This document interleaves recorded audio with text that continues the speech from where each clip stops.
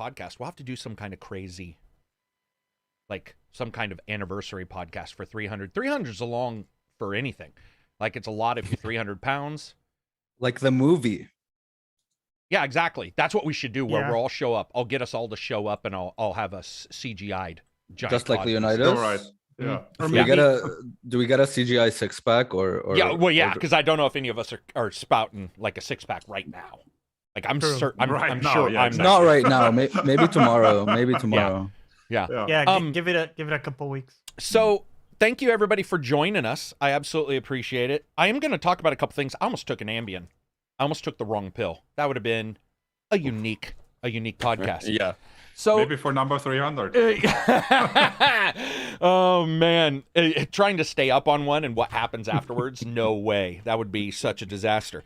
So we have a bunch of stuff to discuss. We're going to talk about GT. We're going to talk about Tunic. We're going to talk about Hogwarts Legacy. Sounds like a really bad venereal disease. Hogwarts.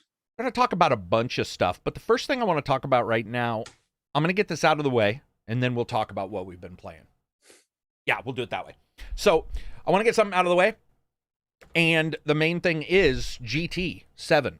So as you guys know, I did a GT7, basically a review in progress. There were a couple reasons why. Number one, no one had the time to really review it, which surprised me when I saw a bunch of reviews. But regardless, I want to see where the cafe system was going, if there was going to be more patched in. There were the microtransactions that were there, and of course, it's an online game. So you're never 100% certain exactly how that's going to turn out. I actually had no real issues in the review time frame with being online at all, which is good.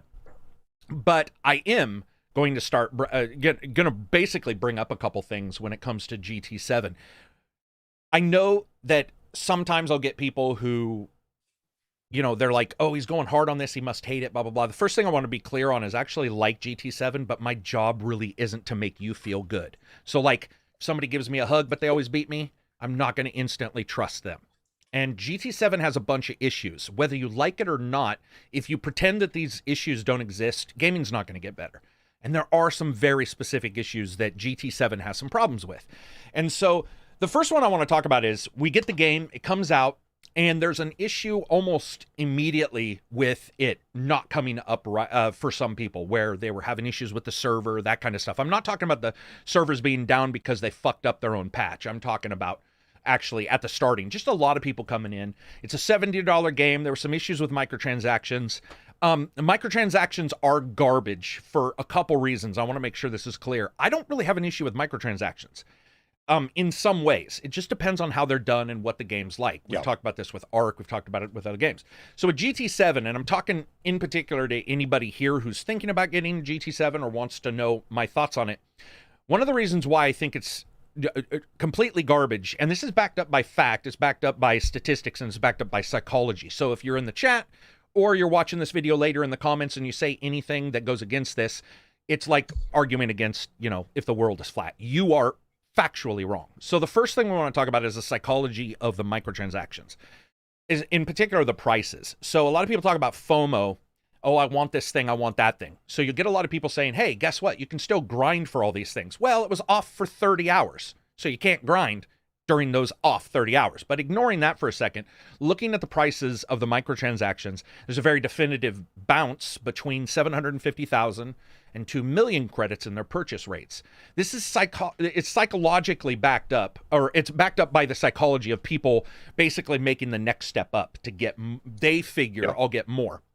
And so what you do is you do a slightly lower payout and then that higher payout. This is something that if you don't believe me, because for whatever reason, go check GDC videos on it from MMO companies. You'll hear the main head of EA at one particular time talked about this. These are very real things. They're backed up by psychology. They're backed up by the statistics showing that doing this kind of stuff does very much cause a person to make that one step up. In the past, I think a lot of us played games where the developers identified with, I want them to play just one more game. We heard that all the time. Just one more game. It's 3 a.m. Just one more game.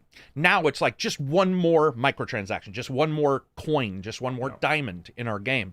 And the reason why I'm bringing this up is because those are fucked up. Those are known to be fucked up, and they are identical to any MMO. So if you've ever bitched about an MMO and you're not bitching about GTA, That's on you. You are factually incorrect.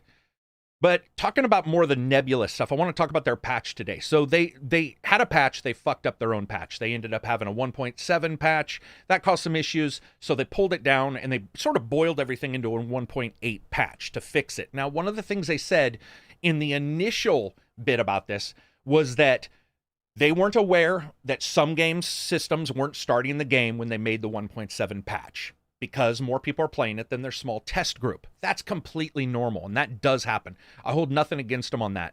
However, during the same introduction to sort of a more openness from this company, they did say some stuff that I think right now I really want to point out, that anybody in PR, anybody who has to do public speaking, anybody who runs a business, sort of a customer-faced business, should have pulled whoever wrote that. I think it was the main guy who runs the company. Should have pulled whoever wrote that and told him, you can't write this, because it is a terrible, terrible PR statement. It goes on to basically state that they didn't know that this was a thing, so they decided to pull everything down, sort of look at it, look at every little idiosyncrasy. But at the same time, they're trying to say that they didn't realize that the prices of the cars were weird. So then they go to try to explain the prices of the car, and it's 3 paragraphs of nothing. It's like, I want you guys to feel like you don't have to repetitively play the same thing over and over. Well, guess what? It's a racing game. Quite literally, the mechanic of a racing game that isn't Forza is repetitive. Yeah. That's when anybody who writes PR would have looked at that and said, whoa, that you can't say that, because anybody who's intelligent will pick that apart. But it got worse, where then he starts saying that what we want people to be able to play with a bunch of cars in a particular way, but we don't want too many credits getting out in these races. So they lowered, in some patches, they've lowered the output of particular races because they want the cars to be real car prices in real life. Meaning, I'm assuming, Corvette will cost what a Corvette costs. Here's the problem, and here's the negative of it, and it's something you should always look at whenever you read these kind of things. They could have raised the price on the other races, and they didn't. And one of the reasons why is because when you look at that, the raising of the other races so that they are all a little bit more would not have broke the economy, but it would have broken the desire and the feedback of that microtransaction. It would have broke that, which is not what they want to do. They want that microtransaction there.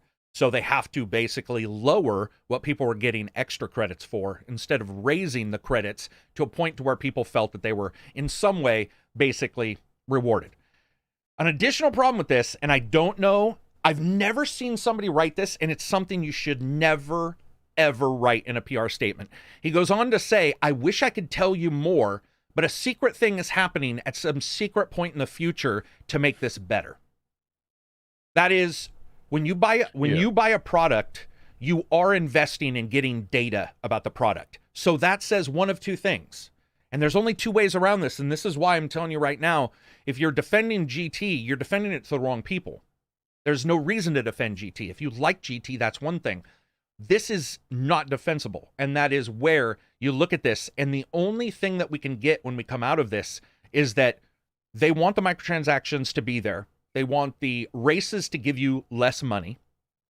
And overall, what they've got is a service game where when you buy the copy, it's not even the full game on the disc. And this is something else I want to point out to people. Sony came after Microsoft. When Microsoft released the Xbox One, Microsoft said, our DRM is going to be this online thing. You're going to be able to sell games. You're going to be able to trade games. You're going to be able to move games around. You're going to be able to do this and that. And everybody decried all this. They were like, how dare we? One of the things I stated in the podcasts was, by the way, Microsoft just is forward thinking. They're seeing where the economy is going. So they'll reverse it, but everybody else will do it. And it will happen. And people are like, no, it's not going to happen for sure. Sony, one of the companies that came after Microsoft, by the way, very blatantly, is one of the companies doing it with this developer. I'm sorry, but like you can't defend that. You can't. The game is not on the disc. The full game is not on the disc. It is a service game now. And with service games, we have other issues, which is where the patches and problems with, getting online, all these kind of things occur. I do also want to say that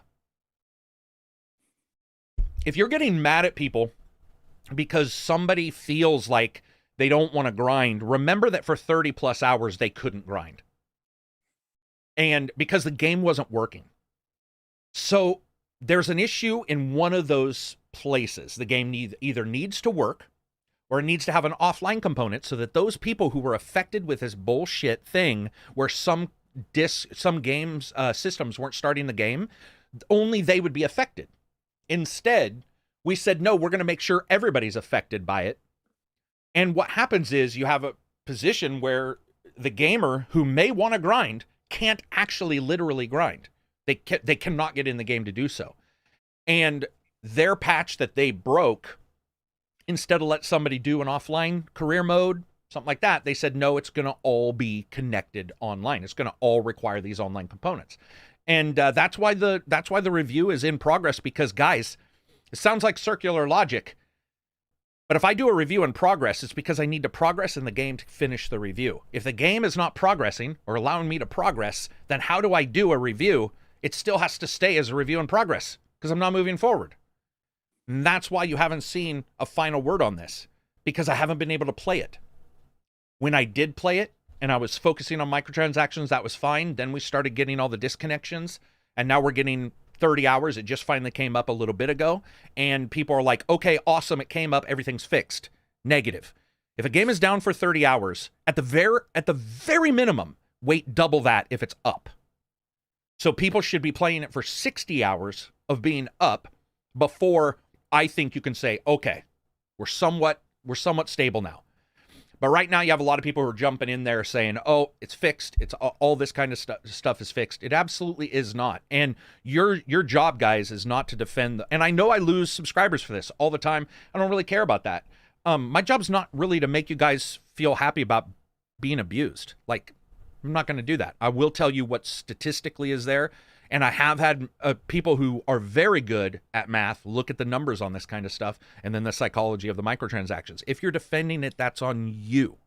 And that is you being wrong, not somewhat being right, not having an opinion. Opinions can be wrong. And if you are defending, like, let's say those microtransactions at those prices and the way they've been used and done, you are, and your opinion is wrong when it comes to that part of the game. It does not mean that you're wrong in liking it. So I just want to make sure that's clear, because I think a lot of people get caught up. I did a tweet yesterday about Hogwarts and people exploded. There were like Hogwarts fans coming out of the woodwork saying it's better than RDR2. This is going to be the greatest game. Elden Ring has been destroyed. It cannot win Game of the Year because of Hogwarts. And I'm like, man, guys, we need to take a step back. Like, we need just a step back away from the cliff. So it's a long discussion, but I just wanted to point it out that, you know, you guys should not be defending those kind of people. Or Let me ask you those this. kind of companies. On the online component, is there a good explanation as to why that's required? It's not even in the game, dude. The game isn't even Right. full on the disc, so no. Because for PC, you maybe understand that you don't want people to like use mods to, you know, Yeah. hack the money system, whatever, right? Right. But on a closed system like PlayStation, surely you can put in an offline mode at least or something. Yeah. Yeah. I mean, it is just the way it is, but you see a lot of people who, your job isn't to defend the game. It doesn't make any sense to defend the game. And you know, I think a lot of people in that ecosystem, or whatever the fuck you want to call it, want to defend every single game in that ecosystem, right? And they can't be kind of objective. They can't like pull themselves out and be like, oh, Sony can have a good game and a bad game, or It like happened with stupid Days fucking Gone, Abzy. practices. Yeah, but like, you know, people they have a stick so far up their own ass that they just don't, you know, but it like feeds into it, you know what I mean? Like people like that kind of feed into them thinking it's okay to do stuff like that because they know that it'll have people no matter what just buying into it, right? Yeah, for sure. So I'm going to read the super chats, and then you guys can go with the with your comments or whatever. Just let me read this, Silver, and then I'll get to you. Trimian Perryman says, $4.99, state of play somehow bored and excited me at the same time. I actually pretty much I pretty much think I know exactly what you're talking about. And then Lord Metroid said, I love Mad Max from Avalanche. Hogwarts Legacy is fire, for $2 super chat. Thank you very much. All right, go ahead, Silver. Just a testament to the fact that these sort of microtransaction strategies work is the fact that like one of the most pervasive ones is used outside of like microtransactions, and it's actually illegal in a lot of countries, which is the sale without a sale, which is you give like buy like 6,000 credits, get 1,000 credits free. It looks like a sale, but yeah. it's not actually a not sale actually a because sale.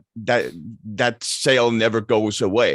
It's Yeah. always at that price point. You always get those 1,000 free credits with buying the 6,000 credits for sale. So it's actually buying 7,000 credits for that. But when you phrase it in that way, you entice people further to go in and get that. And Yeah. it's like going to the store and seeing the, oh, buy two, get one free sale. That isn't necessarily a sale if that never goes away, if that is actually just the standard purchasing price for that product, but it's just framed as being a sale because when you frame it as being a sale, you entice people to get it more. Oh yeah, they do that all the time. You know, buy this buy this thing and you're gonna get this free thing with that. But it's just you're buying both of the things, right? Yeah. So so what have you guys been playing? Sorry. So anyway, that was my spiel about the review in progress for GT. So go ahead, Abzi. What have you been playing? I'm still on Elden Ring, like second playthrough. I also played a little bit of Core Keeper. It's like this new kind of early access, you know, one of those Minecraft games, top down, kind of looks like Stardew Valley, but it's a little bit unique in its own way, but it's kind of more of the same stuff. Just got it to play with a friend. And yeah, other than that, yeah, just Elden Ring. Just grinding away on Elden Ring. What about you, Reg? Well, talking about grinding away on Lost Ark. 300 hours now. Last week Wow. it was 250, so another 50 hours. And I reached tier 3 finally with Congrats, my main dude. character. I'm very happy Has for you. everything changed for you? Is it No, I completely never different? expected Okay. it to. The grind is only getting worse from here. And apart from that, I've been playing bits and pieces of other games, mostly to try out the Steam Deck. So I've been launching a lot of games on there, see how they Have you been run, happy see with how it? I configure it. I like it, apart from the fan noise. That's like my worst. Pretty loud, complaint. isn't it? It is pretty loud, and it's also at a very unpleasant frequency. Yeah. Yeah. Wait, is it my good- wife can good pick up that one. speakers? What? Good speakers? It does, but you're not understanding. Yeah. The fan's loud. Oh, the fan's loud. The cooling fan. Yeah. It's a loud. I thought you meant like the it's speakers. basically always on. Like, it's not super loud in that sense, but it has it's like around 8 kilohertz. Yeah, noise the frequency is that bad. It has. The frequency is pretty How bad. loud is Like it from a 1 to a PS4? How loud is it? Ooh, It's I think it's close to a PS4, but a PS4 is farther away. So Yeah, I think from Right? the pure volume, it's maybe a third of a PS4. Oh, but true, PS4 is far, The yeah. frequency it outputs Yeah. is more annoying. and you than a don't hold your PS4 So- in your hand. You know, like that's So it's like a coil wine kind of thing, where it's The frequency and the level of annoyance is maybe similar, Okay. but but the thing is the fan. it's constant. right. What about you? So what do you think overall your arc is you gonna do one more week? Or are you gonna have you What, Lost felt Ark? have you felt at all like pulled away from it? Not really. I mean, I have already created 5 other characters that I'm leveling up. So Have you found the arc? I've not found the last arc yet. Damn.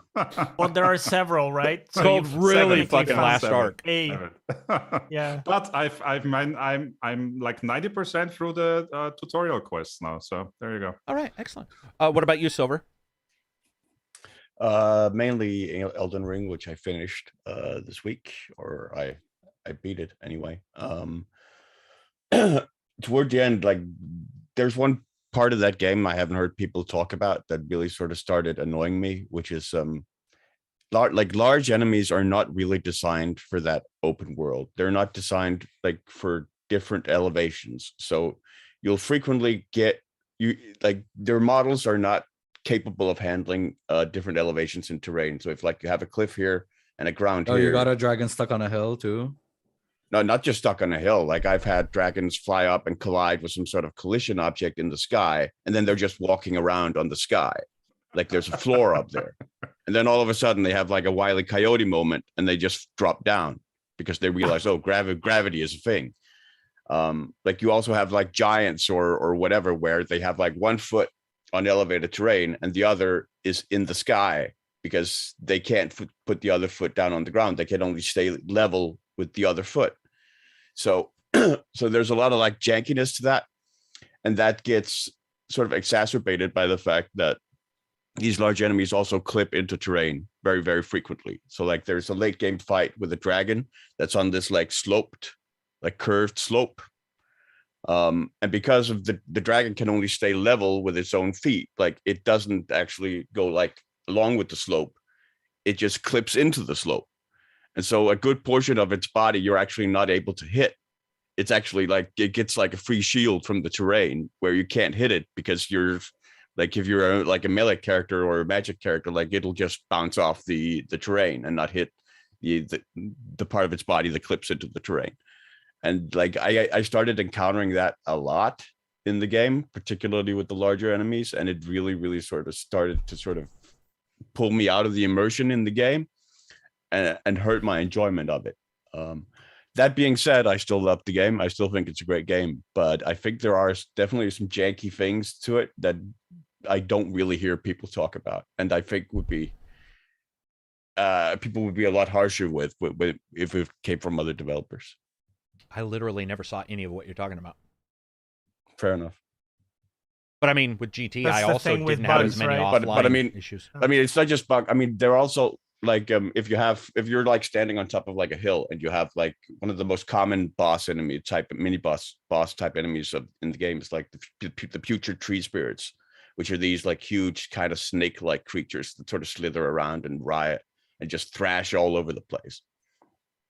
And so I had a point where I was standing on top of like a ridge, and it was down below me, and it basically put its head into the ridge and then all the way up, and it, like the tip of its nose then pointed out of the ground and hit me.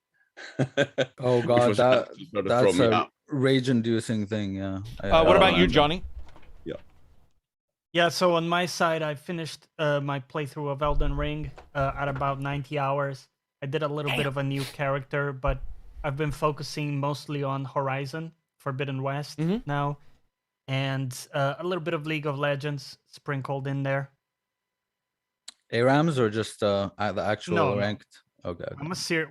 What do you take me for? I don't only waste play my time with ARAMs. ARAMs. Hey man, ARAMs Only are the ranked. real game, all right? ARAMs are Only the ranked. real. All right. I see how it is. I'm try hard. That it?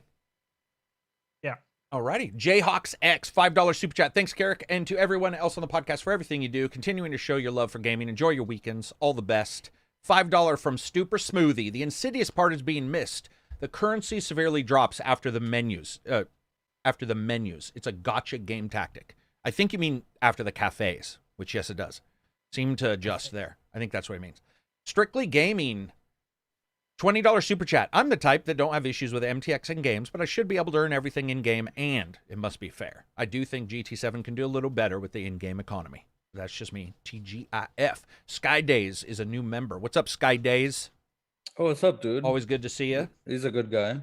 I have been playing a shit ton of Bloodlines Dynasties. Whoops. Destiny is in your mind. Yeah. It's all clouded up Bloodline in your head. Dynasties is awesome. Like I had experience with two, like sort of, they call them 4X, but that's such a wrong term now because there's more X's. Like it's just like 18X now. There's so much going on in these, but this game is pulled back, so you don't even raise your own armies. What you do is when you go to war, you say, do you want to go instantly, which goes to all of the planets around that planet and grabs your helpers and whatever they have. Or you can slowly build up and say, I want to hide that I'm attacking, but I want to sort of build up on the enemy's flanks. And your chance of being discovered goes higher and higher each turn. It's very cool. And then you have only 3 steps when you battle. And you have these like abilities every lord has, like retreat, or one's called decapitate, which means you go after the leader of a space armada. But it's all about the dynasty. So it's a mini version of the other game, Crusader Kings. It's like a lighter version of that, but you're having kids, you're selling kids off, you're letting, Nice. yeah, it's been a blast, and it's very colorful. Like it's almost a little too color. It looks, I don't know how to describe it. It's not blocky, but it's like big, bold colors, but it's been a blast to play. And then I was like, what is that? Distant Suns, Distant Stars 2 came out. And that's exactly the opposite. It's those type of games where you basically say, hey, could you possibly think of maybe doing this? And then they maybe possibly think of doing it. And so you can't even tell if they're really doing it. You're really hands off. So I like trying to even find a dude and say, go here, do this is difficult. And it's more of a, I'm going to make some decisions and zoom out and watch my Star League and see how they do. I really am not liking that as much as the first one. I really do think that Bloodlines Dynasty is fantastic. It's like $19. I think that's like 10 times better. But it's not as popular of a game. But I've been into Star like Galactic Civilizations. I got to play that. In fact, we'll just get through that real quick. Galactic Civilizations this is its fourth one. They had a couple early access alphas kind of thing, and you can buy, but they were nice enough to give me sort of like a beta. And what they said was, here's us in the middle of a massive intergalactic war. So they basically write down everything. They're like, this game save is going to put you in the middle of a war. What can the mid game of Galactic Civilizations look like? And then the person wrote like a fake log of what they had done. Like, I've been battling the Star Armada this long. I've been doing this for this long. And then you jump in. And I got to say, man, I'm enjoying the hell out of it right now. Like, absolutely. I love the look of that game. I think in the alpha it had some bugs that were popping up that, it's an alpha. But here in this more advanced beta I've got to check out, I'm a huge, huge Galactic Civ fan. Like, always have been. The ability to make your ships and do sort of what you want. I will say there's a lot going on, though. It reminds me of, did you guys ever do Endless Space? Endless Space? Oh. No, see, Stellaris I could track. Endless Space 2, in particular, is just shit's happening. And you're like, oh my God, there's an icon for everything. This one's a step back from that, but still pretty icon. Is it pause play as well, or is it like it's turn-based? It's turn-based. Okay. You can sort of sit back and go, I want to do this, I want to do that, I want to, build this ship.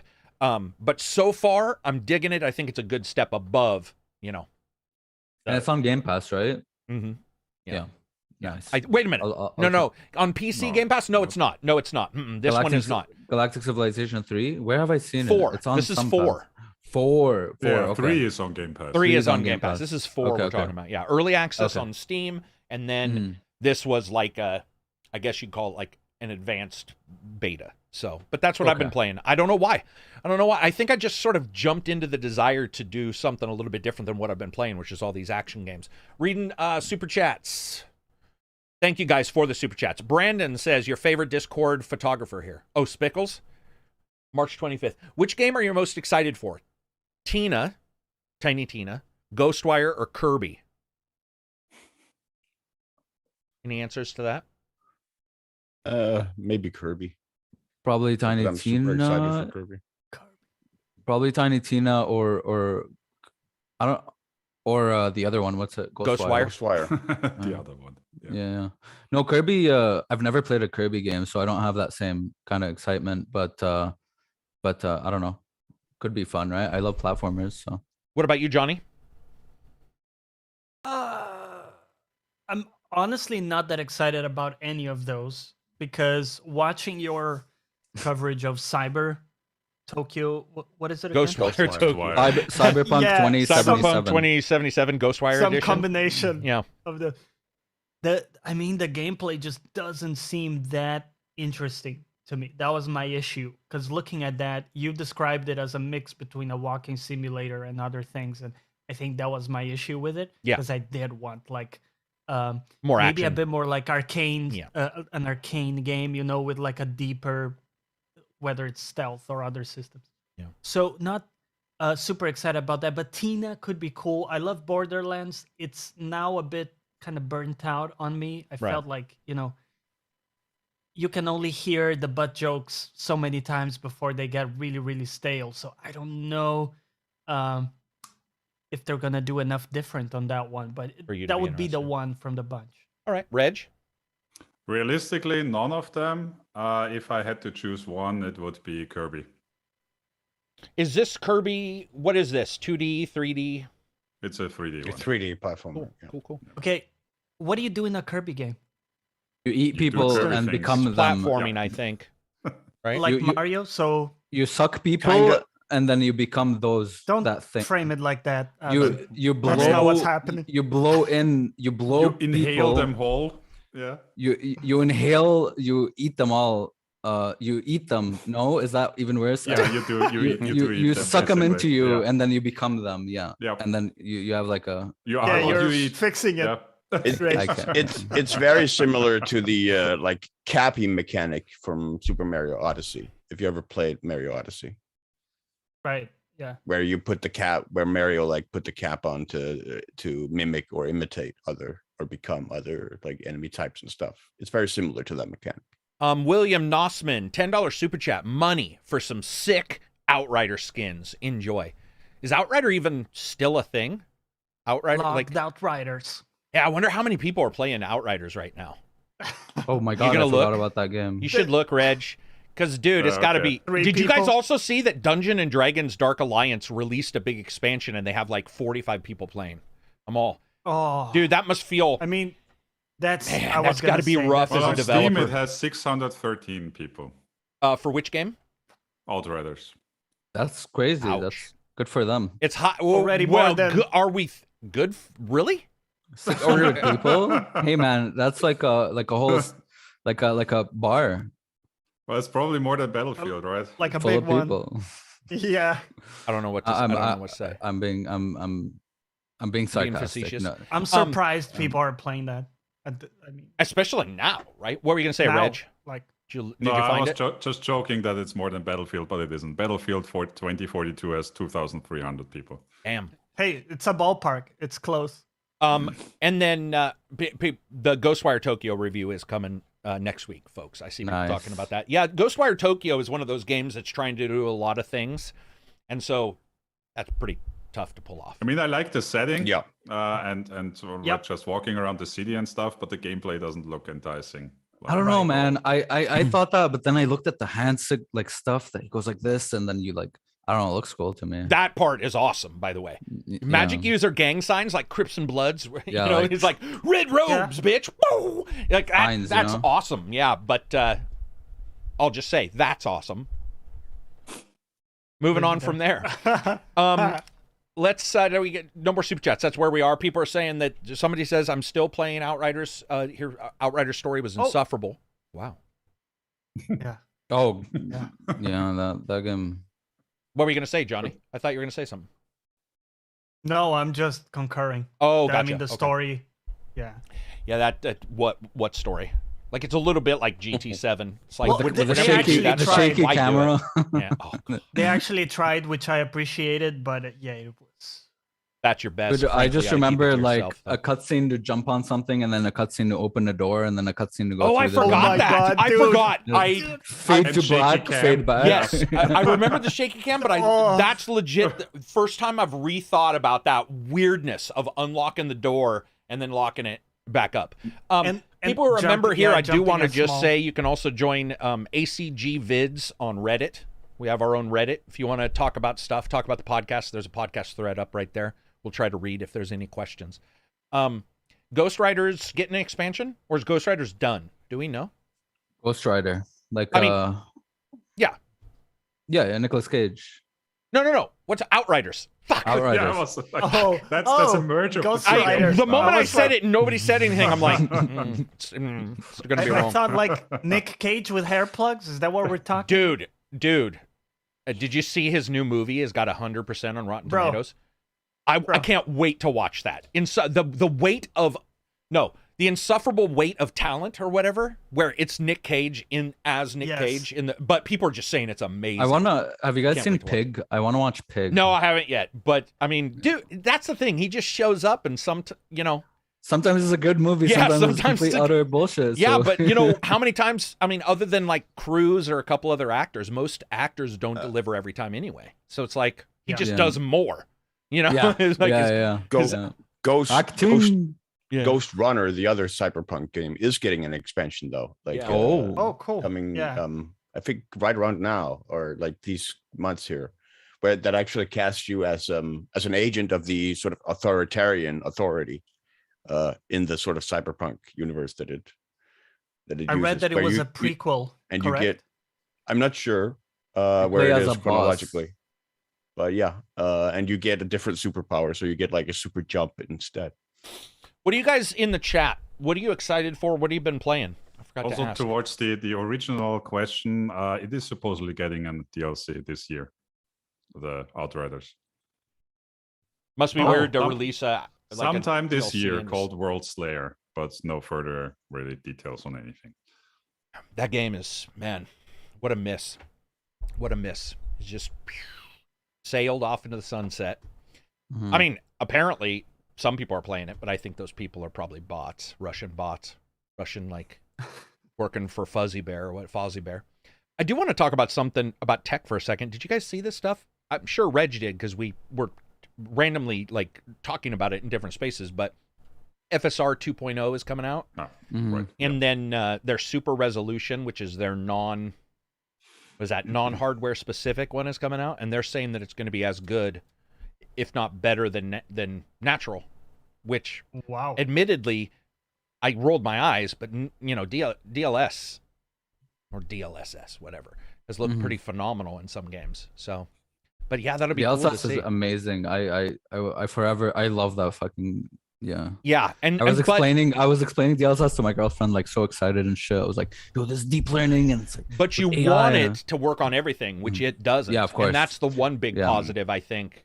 I mean, Right. it's different, obviously, because one's using, the cores and everything, but still, AMD's pushing it. Intel's got their own. Microsoft still has MLAA of some kind, which is already, MLAA is already something else, which is really weird, but Microsoft has their own kind. I love the idea. I Well, love the supposedly, idea. eventually, DLSS, like the deep learning, should have enough information at some point that it should work with anything instantly. Well, I mean, if for a couple of months now, you don't have to train it anymore and can just drop it into the engine as a developer. Well, yeah, but as and- a you can probably hack it into games as well, right? Or can you? I don't know if you can hack it into games, That- but that for part I most don't games, know. you can hack version 2 over the top Okay. of version 1. So if a Or game's the- got version 1, there's a injector, and you can actually like inject it in number 2 into the place of that, which is pretty cool. But I mean, yeah, man, it's exciting stuff. It's exciting to see AMD's pushing that kind of stuff. I love the idea. Anything that gives me free frames in VR is a huge plus. I agree. That's very cool to see. So, but it's cool. I mean, it'd be exciting. Who knows? Maybe it'll turn out to be dump. I don't like FSR though. Not right now. Man, it has not really worked for me in any. I saw somebody was trying to. It's very mixed for me. Like on the Steam Deck, naturally, because of the limited hardware, I was trying it a lot. Right.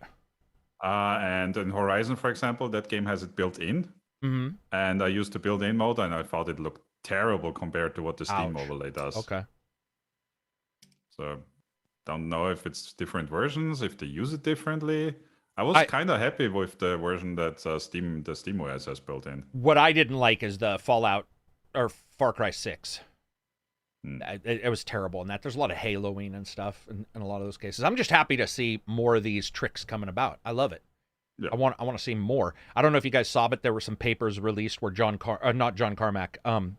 Cerny from Sony had done I guess you'd say a patent, but some investigation into accelerating ray tracing in a better way that supposedly like will look the same, but it can be done in a quarter of the time. And he's figured out some That's ways. just insane to me, man. I remember ray tracing images that would take like a day to process. I know. Yeah. Jesus Christ. Remember man. that Or shit? you could watch the blocks like being rendered. Yeah. Yes, bit by bit. Yeah, it was fucking Yeah. nuts. I had to do like a ray tracing project. I had to add like reflection and refraction and stuff. And yeah, I had to wait a full day for it to fully render. It's crazy. Dude, I used to mess around with a program called Bryce 3D. Mhm. BRYCE. Fucking love that. And you could all you could really do is just make a landscape with some mountains in the background. That was pretty much it. But I would sit and you'd hit render and it'd be like, But they were pretty mountains. they were pretty mountains and they were like neon saturated skies. I just sat for hours Like making Bryce, and what was the other one? Poser for Poser the poses? for the people. Yeah. Yeah. You could put a person in a martial arts stance and stuff. That shit was next level. Now Unreal, that's like free. That's like in there already. That's it, and probably 50, 60 times better. So, FSR helped me a lot on CD Projekt or on Cyberpunk 77 when I was still on my 1060. Did it? I forgot. Nice. I forgot Did it fix the FSR was game? even. Did it Oh, add yeah. interaction? It's Ouch. interesting. Ouch. That's painful. But yeah, all those were very cool. So let's talk about games. Let's jump into something cool. Hell yeah. Hogwarts. Hogwarts, maybe. Hogwarts. So who saw the trailer? Yes, no? Like a third of it. Okay. What'd you guys think? I'll go last. It looked. Oh, sorry. If you can. No, first. go for Oh, it. go ahead. Good, Zor. It looked a little rough in places. Like I mean the main thing that came off rough to me was actually like the voice acting. I And saw you don't know post about was that. just Right. if that was just me or apparently it wasn't. There were other people who also caught the same, but it sounded off.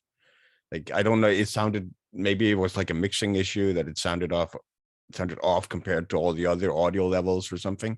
Gotcha. But Okay. there was something in the delivery of it, as well as some of the facial motion capture that just kind of looked off to me.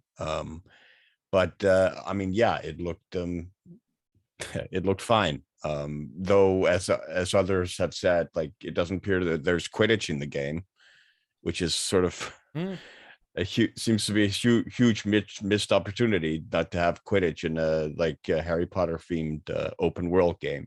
Do we know that for sure? Like, sort it's of a- No, I or think did they were just saying it's put it not in in the the. first? It wasn't in the trailer. it was on the trailer. People Yeah. sort of No, expected it. certainly. You know. You will. I mean, they neglected to mention that you will be able, as far as I can gather, to choose your own house. Because I did doubt that, because they just showcase a Gryffindor, which I Right. found pretty dull. Yeah. Because it's always freaking Gryffindor. Like I would have liked them to like showcase like a Hufflepuff or Right. something Hufflepuff. a bit more like obscure. Mhm. But you will be able to pick your own house, which is exciting. That's what I was wondering. but, Either that or like, was it like a quiz that puts you? But I am really curious how they're going to sort of pull that off in a way that feels satisfying, where it doesn't just feel like say like with the Origins in Cyberpunk 2077, right, where it doesn't really matter, but where Yeah. that they make it in a way where your choice of house will actually matter. I'm curious to see whether they can manage that. Other than that, yeah, it looks in. I mean, it's Hogwarts. I like Harry Potter. I like the mythos. I like the universe. I'm interested in it. And it's going to be like, combat looks okay. It looks a little dull, frankly, I think. But Really?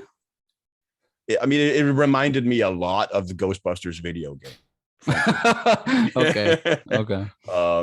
Where you also sort of pull enemies in the air and sort of Mhm. throw them around and stuff. So it reminded me a lot of that combat system for various reasons. But yeah, it looks okay, just a little rough.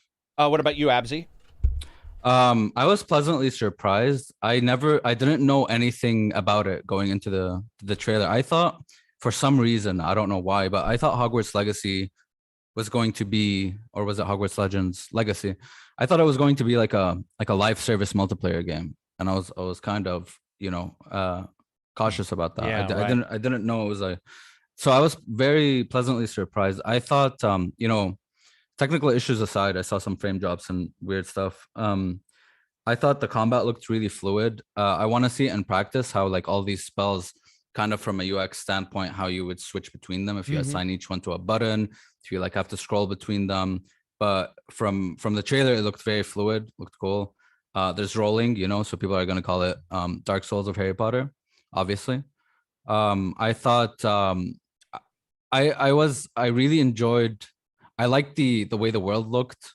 It wasn't very hyper realistic, but it wasn't totally cartoony. It was somewhere in It looked the like middle. Fable to me, Like Fable, like kind in, of, in a weird way. Caricatures a little bit.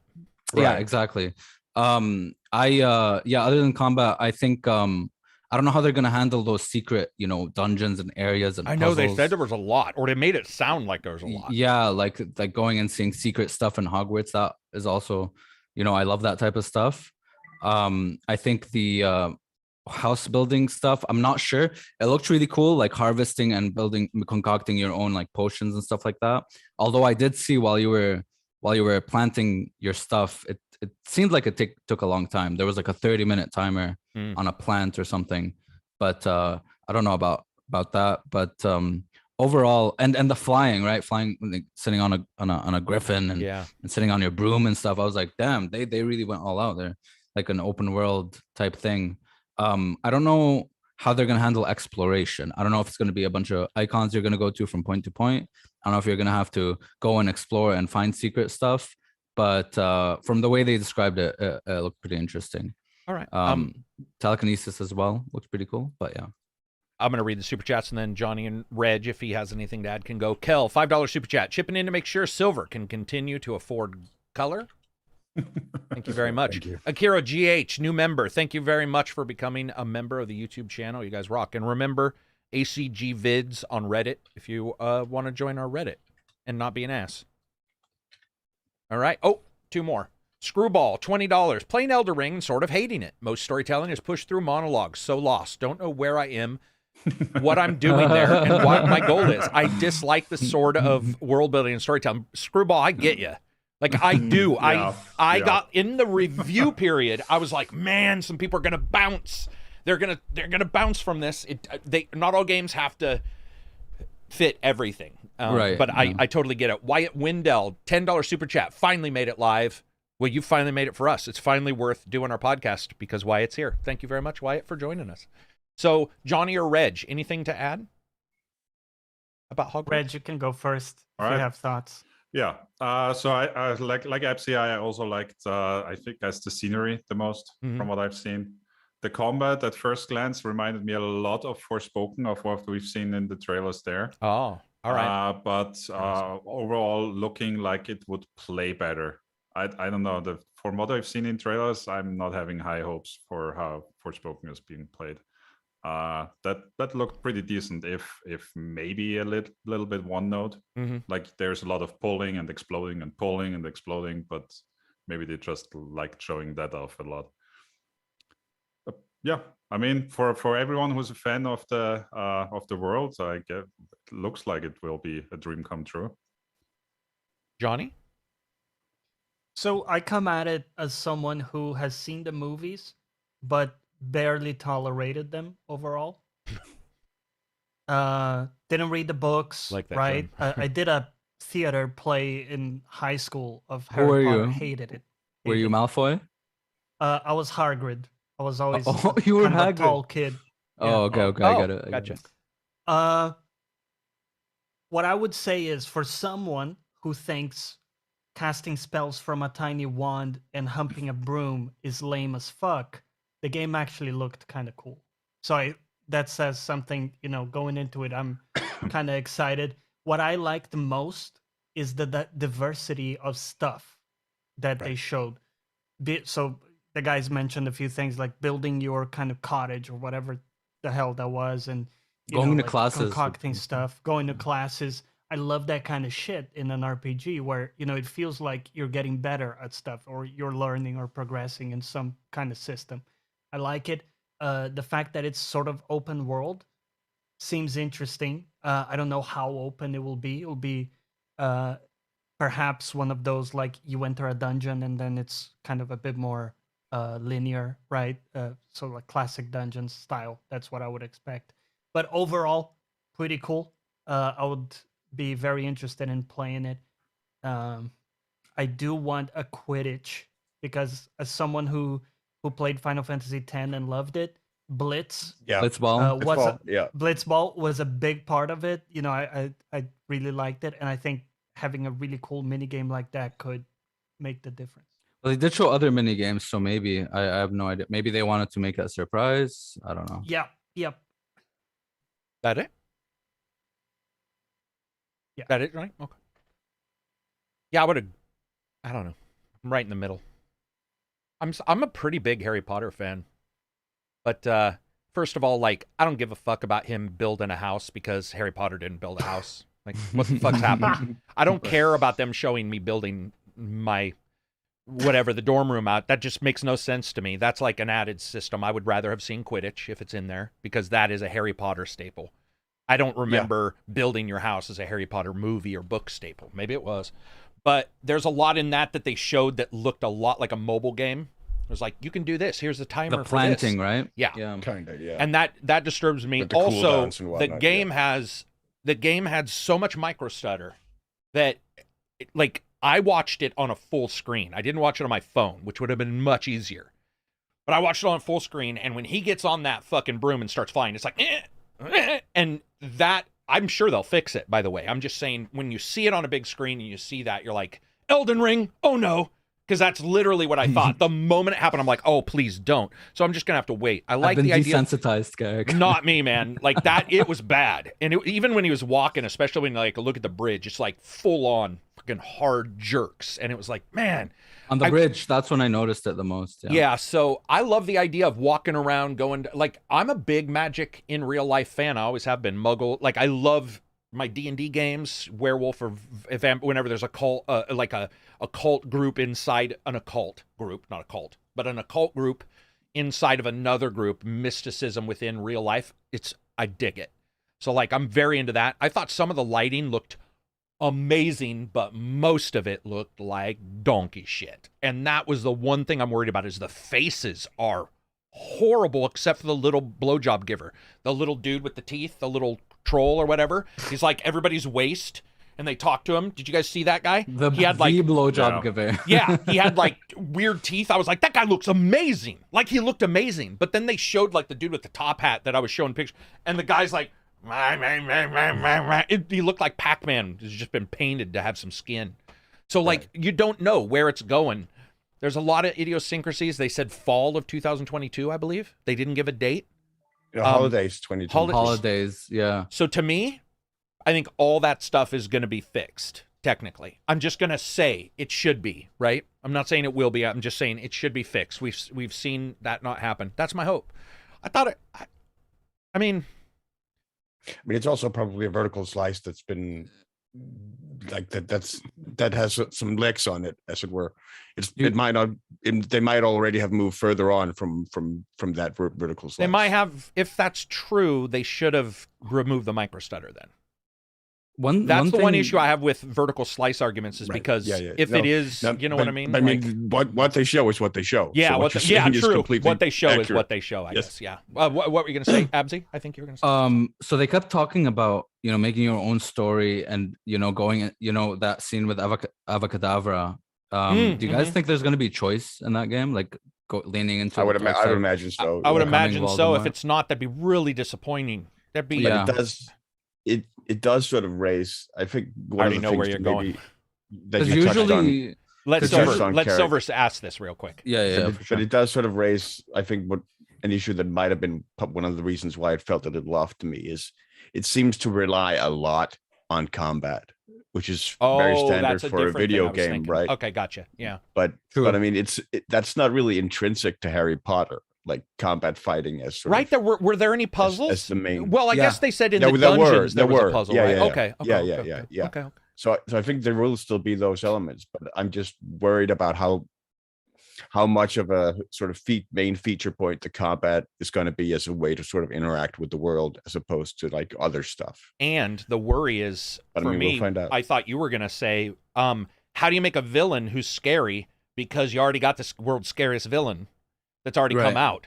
And that's happened millions of times. Star Wars has issues with that. Every game in the world, by the way. So I'm not pointing at Harry Potter. I'm just saying, technically, it's not easy to live up to. It's not easy, as the new movies have attested to. It's not easy to like introduce something when you say this is the biggest badass ever, and then your next game is like, this guy's he's messing shit up. He's taking my house down in the middle of the night. We got to find him. What were you gonna say, Abzi? Okay, yeah, I was gonna say, because usually games with a lot of choice, they put that in the forefront in trailers, like choose, you can make your own choices. Oh yeah, it is true. They did. This one, they kind of were like hovering around it, but didn't really explicitly say that you can. But for a Harry Potter game or for a Hogwarts game or whatever, I think they should, or I think that they should nail it in the dialogue section, or at least like kind of figuring out mysteries and talking it through and having the choice of that. So and does it affect your schools, your other people in your school? Like, exactly, let's say you're in the dark. What's the dark snake guys? The Slytherin. Slytherin. If you're Slytherin, Yeah. then maybe doing some things, maybe your group is like, hey, good job, you know, blah blah. But Yeah, if you're yeah. like, They you know, approve, disapprove, just like those old What Bioware games, right? what would be really cool is if you could like make your own spells, like create them. right, Like say in Two Worlds, like sort of mix and match. dude, this that was different- amazing. Yeah. I don't know. If, Yeah. I don't know if the freedom's even allowed in Harry Potter as the books for you to do that much. Right. But yeah, I agree. Well, you know what I was thinking when I saw the combat? I was like, what would work for me? Bear with me. Is if somehow you locked on, and the reason why I'm saying lock on is because of my next point. But let's say you lock on in battle and then you use your right thumbstick to draw magic spells, which is sort of what I thought they were doing. So I was like draw it yourself. That'd right. be really Well, and cool, because I've yeah. been playing Ghostwire, you do a lot of drawing on the nice. screen with your thumb, and I sort of dig it. And but then you have to figure out if you're just running, you have to have a lock on at that point because you'd be using that. What if it's True. what if it's buttons like ABBA? What if your combos are spells? What if ABBA is fireball, Or holding ABB right XY? trigger while Yeah. Of course, we're probably getting way over it. It's going to be A, B, and Y and X Yeah. or lightning. Yeah. Right? This Yeah, happens it's just every 'cause- time. 'cause- Every It's just time. because there were a lot of spells and they were using a lot of spells in a short span. So I just Right. wanted to know how it was implemented. Well, didn't the guy And do now that you say abracadabra or whatever, or kill you at some quickly or point. whatever? Yeah, he At used some a point, kill yeah. spell. Yeah. But it's like you're probably right though. It'll probably be like hold the right trigger and you'll get like these 4 spells that you can choose from. So yeah. I mean, hey, You if know they what it needs though? Like a spell dial. Oh, I'm sorry. Yeah. no, go for it, Johnny. Well, I was gonna say it needs a waifu system. Okay. Of Basically, course, like, of course. Listen, no, hear me out, right? Fire Emblem, the game, right? Depending on which house you're on, you have access to different people, and this is not just waifus; it's dudes as well, right? So whatever you like, but you can kind of hang out with the people in your like Oh, team yeah. or whatever, and bond with them. And there's like the social layer to the game. That was really cool. What would be cool here if you can pick your house is that then you can kind of hang out with different people Yeah. depending on the house that you. It better picked. be. Like- I agree. like- yeah, but you Yeah, said I mean, waifu, and similar- I thought you meant Yeah. girlfriend. Like you're just I mean, talking No, about it's social. If- yeah, it's talking Yeah. shit. if it was similar to like Fire Emblem 3 Houses in that way, where you go with a house and you get But that's what I said. different, yeah, exactly. But that's Right. exactly it. I'm just drawing the comparison to like that. Yeah. Oh, no, I mean, but I did haven't say played. Fire Emblem. He did say Oh, Fire did he? Emblem. Sorry. Yeah, he did. Sorry, I just No, it's all completely right. missed No it. worries. And it's no good worries. that you guys explain it because I haven't played Fire Emblem 3. So, or Gotcha. what is that? Right. The tree house? 3 or- houses. Three houses, yeah. Tree, Oh, yeah. tree house. I was close. Tree I house. got everything but the H. Treehouse. Come on. Oh wait. I got everything but the H. Good job. Dude, I'm excited. I saw some people who got. Everybody's losing their sense of humor, and of course, then I have to have more humor whenever anybody, is like, this isn't funny. But I posted some goofy pics of like the zoomed in faces because they're bad. The faces in this game are terrible most of the time. There's a couple that are good, but most of the time, I'm not buying it when people say it looks good. I've looked at it now about 50 times. But you're playing this game, you're looking at it. I was just goofing around on Twitter, and so many people were so angry. And I was like, Harry Potter fans are thirsty for something good. Like, you can tell. Like, it's Yeah. I don't know how good the Amazing Creatures movies are doing. Maybe they're not doing well. I don't know. But it's like the thirst from people to want it to be good was really high. It's like Star Wars, right? You haven't had a good like actual game in a while. Jedi. But I mean, yeah. Well, yeah. Other than that, like before that, there was a lot of. Yeah, that's for true. Harry Potter, Well. yeah, it's been since like the PS1. I don't think the one on the Wii was that good.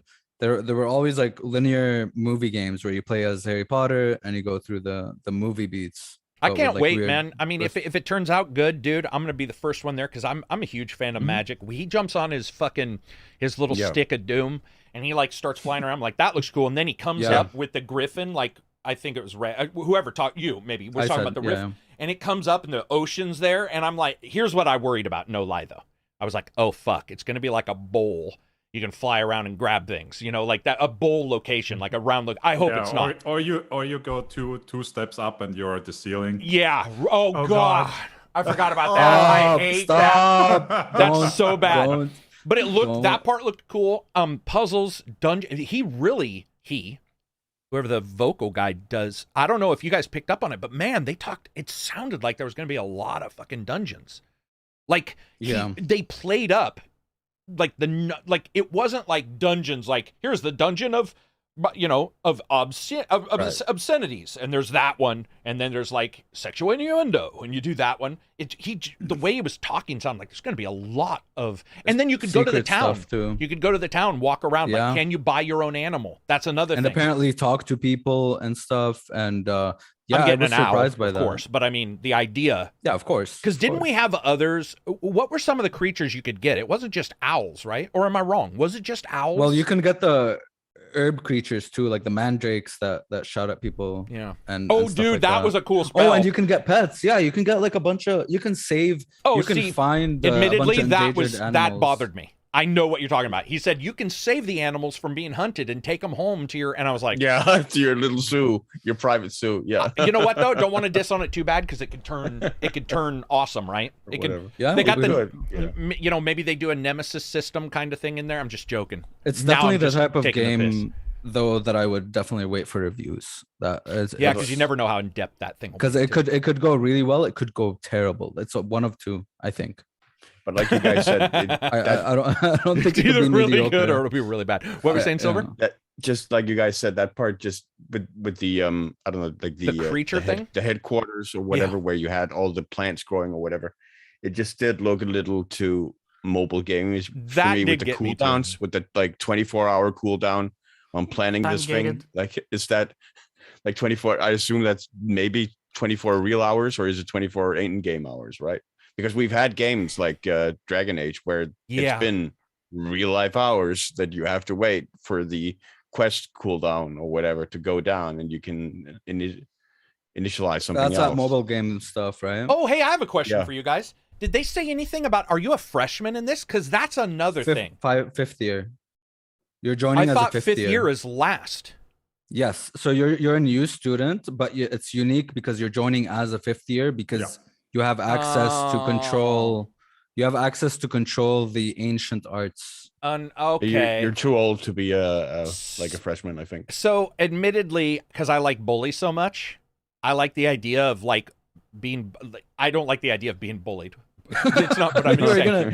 gonna But say it. the idea of going in as a 14-year-old or whatever the age is there for their first year, going in and then having like, oh, somebody said 7th year is the last, not 5th year. Oh, So if okay. that's true, you have 2 more. But what I was saying was, if it works good, then you can have your sequel and you can do stuff. I want to make sure that you can, like, I don't just want to build. At some point, if I'm just building a house and it's like Harry Potter's hangout, then it's like it doesn't really impact anything. Why would these people let me build this? I want the social relationships like Johnny was talking about, where it's like people trust you because you're a leader. Maybe you save some people. Yeah, it could be cool. By the way, I don't know if anybody saw the tweet, but I stated very clearly a tweet that was from the, I guess, social media manager, but he said, under no circumstances, there is no microtransactions. None. Yeah, It's not Yeah, a co-op game either, which is unfortunate, or Mhm. group of some kind. But there is absolutely no microtransactions, which maybe would be expansions. If you get another year. I like the idea, man. I like the idea. It depends. I want a full-fledged thing, though, and I don't know if anybody but BioWare had that magic anymore. True. I want that. I think the settlement system is like tacked on, like Fallout 4, right? Like Preston Gravy showing up and telling you save some settlements. Oh God. But Come on, it Found was a the new settlement. I liked that. God damn it, I'm the only one who liked that. there's no pleasing you. Do you like settlements or do you not? Me? I like settlements in that game. They worked out well, which is why I said in this game, if they do stuff where they make it matter, I will like that. I will Okay, very okay. much like it in this. I just couldn't figure out what he was doing. Because he's like, dude, if you were living at my house and you invited a bunch of barn animals into the house, I'd be like, the fuck are you doing? Why are you bringing them? And then you started just building walls. You were like, hey, dude, fucking tick, tick. I want it to make sense. I want him to be like, why does this person who's brand new, you guys just stated, why are they allowed to build houses or fucking, kick out walls to like make your location? I'm saying is I hope the story gets us there, because otherwise you're just a newcomer kicking holes in walls, which is really weird. I like the bully part from Bully. Yeah. Where like Yeah, you yeah. are lower. I want to see like what is 6th and 7th years if that person was right. What do they do? Like, do they treat you bad? That would be cool. Like, you have to watch out. But again, we're probably getting ahead of ourselves. It's probably none of this. It's probably none. It's probably going to be a Or probably like a all of mobile. it. Actually, Just fun- watering it's fun- plants on the side. every It's funny 2 you hours. it's funny you mentioned Please bully no. because I actually think that would make for a more like interesting Harry Potter game rather than the whole you got to save the world. Oh, like absolutely. the magic You mean a world full bully where you were like the bad game guy? where or like you did in Bully where you had the different houses like the nerds, the jocks, the previes and whatnot. You just have Gryffindor and whatnot, and then you have to sort of interact with the different houses and Looks do like stuff in, More with of a them. social game. in chat, a lot of Yeah. people did not like the timers. It looks like uniformly, Yeah. people that caused them to go. I think it's because timer means mobile to us. It just does. Yeah. Like, And Yeah. it also usually means, there's a way to pay around. right, which is It's- good. that's what it screamed out. Maybe yeah. that's why he went out, because he said he was getting asked a bunch, and he's like, "There's no micros." Maybe they need. What I did like. Did you guys see that they were putting the interaction buttons like Ubisoft used to put titles? They were putting them on the walls. So if you look, he's in a fight, and if you look over in the corner, there's a rock, and on the rock says R2. Press R2. Yeah. But it's on the rock, so it's like not Not in your face. You know, I look like a Yeah. Tyrannosaur, but it's yeah. I hope the whole game follows that. Not So like do to the, I. you know, just more within the world. Oh, you dude, figure that'd be things out. awesome. Yeah. Yeah. And you get like so if you're trying to do a puzzle or whatever, you see like the hints on the walls or you know, floating scrolls, or a owl gives you a fucking note or whatever. I don't know. Yeah. We're talking. It's not going to be. It has the potential. I don't know, No. dude. It has What potential. I'm expecting from social interactions is stuff like Telltale, where they say he will remember will this, and remember nobody this. remembers anything. Yeah, Did you guys see the other yeah. game I posted about Bloodlines? Oh, do we have anything else to talk about Hogwarts? I think Absy did. Continue. What were you going to What? say? Were you going to say something about Hogwarts? I think I might have interrupted you. I don't think so. I don't think so. We were just talking about choices, dialogue. I hope it has a good social aspect. That's my only thing. But no, I was just gonna say it has the potential, but it also has the potential to be complete ass, right? So yeah. Yeah, which team is building this, by the way? Do we know their heritage? Or Yeah, their- Avalanche. But it's Avalanche, not the yeah. Avalanche I like. It's the other Avalanche, by the way. Just so you guys know. There's two Avalanches. This is not the Avalanche I like. It's the other. I'm not saying I don't like these guys. Yeah, Oh, not my it's not Avalanche. Mad Max Avalanche. From Not what Mad Max. Yeah. It's not Mad Max. That's what I was seeing people in the chat talk about it, because we were mentioning, somebody mentioned Mad Max, and they were like, no, it's not that group. It's a different group. Or it's another group. But it was the guy who said it's going to be Fire, and somebody said, actually, it's not that one. It's, oh, hey, sorry. I missed some of these super chats. Real quick. Tristan, $20 super chat. Thank you so much. He says, so is Hogwarts going to have classes that you have to attend? Yes. We saw classes, right? It looked definitely like there were classes you have to attend, which I think is awesome. I Yes, sort of dig yes. that part It in is. Bully. Yeah, Yeah. I'm excited. And it won't be normal shit like Bully was. You know, Bully had some chemicals Hopefully, explode. hopefully there won't be rhythm games like in Bully. Like I sucked at that. Oh, Usually I God. love rhythm. with the rhythm No, game. do you think like if you missed a class there'd be consequences, or do you think it's gonna be like a I don't know, gotta but now I'm attend dying inside because think there I'm will thinking be. they will be rhythm. this? Oh no. I mean, how else Oh, would you no. do Dance it? How else Revolution. would you do it? Yeah, I don't want to. Because even Bully was that, right? With the chemicals. Well, it did have the one circle, the words. The which I chemicals thought and the was awesome. music. And the Like music. chemicals, I actually didn't have an issue with, but like the music, where you had to like play it, Yeah, and hit the right notes and whatnot. But Silver, they got a mic on the PS5. What if you have to sing? That I sucked at. You have to go to I would like expect band more class. like some Simon Says stuff, like you have to move your wand left to right to up and then down again, and then you have to do it. I mean that Oh, it could God. be cool though I'm if so they bad at those. incorporated like a microphone in that way, so you had to say like Expelliarmus or whatever. Like Yeah. say the spell. I think why you're It's actually Yosa. I'm gonna get them so wrong, dude. Oh Yeah. man, so will I. Map $5 super chat. Potter should build a house instead of living under the stairs in his shit uncle's home for 5 movies. That is absolutely correct. That dude was he was Muggle abuse straight up. They were abusing him. Those Muggles, those evil Muggles. Yeah, I mean, fuck. Now I'm thinking it's going to be rhythm, and I really don't know how they get around it. I really don't want it to be that one. I don't want it to Well, be it rhythm. could be other mini games. Like think, for example, BioShock with the pipes. That's an example of a mini game that this sort of thing. Mm-hmm. Yeah, okay. But I'm thinking, like, what if you had to put your fucking... Just bear with me. It's going to sound really weird. But what if you had, like, a broom is broken, and you had to, like, put the pieces, like, somehow put it together, and you get points for how quickly you put it together, and... Sounds dumb. Okay. I was just trying to think of, like, an item thing that you are... Because otherwise, Yeah. if it's rhythm, there's nothing in a rhythm game. If that like, I get that people like them, but if you put that in a Hogwarts where it's A, B, B, A, that doesn't, there's nothing in that. But if there's a search on the screen for parts of a broken broom and then get them together as quickly as possible, something about that makes me, it's more interactive, I guess.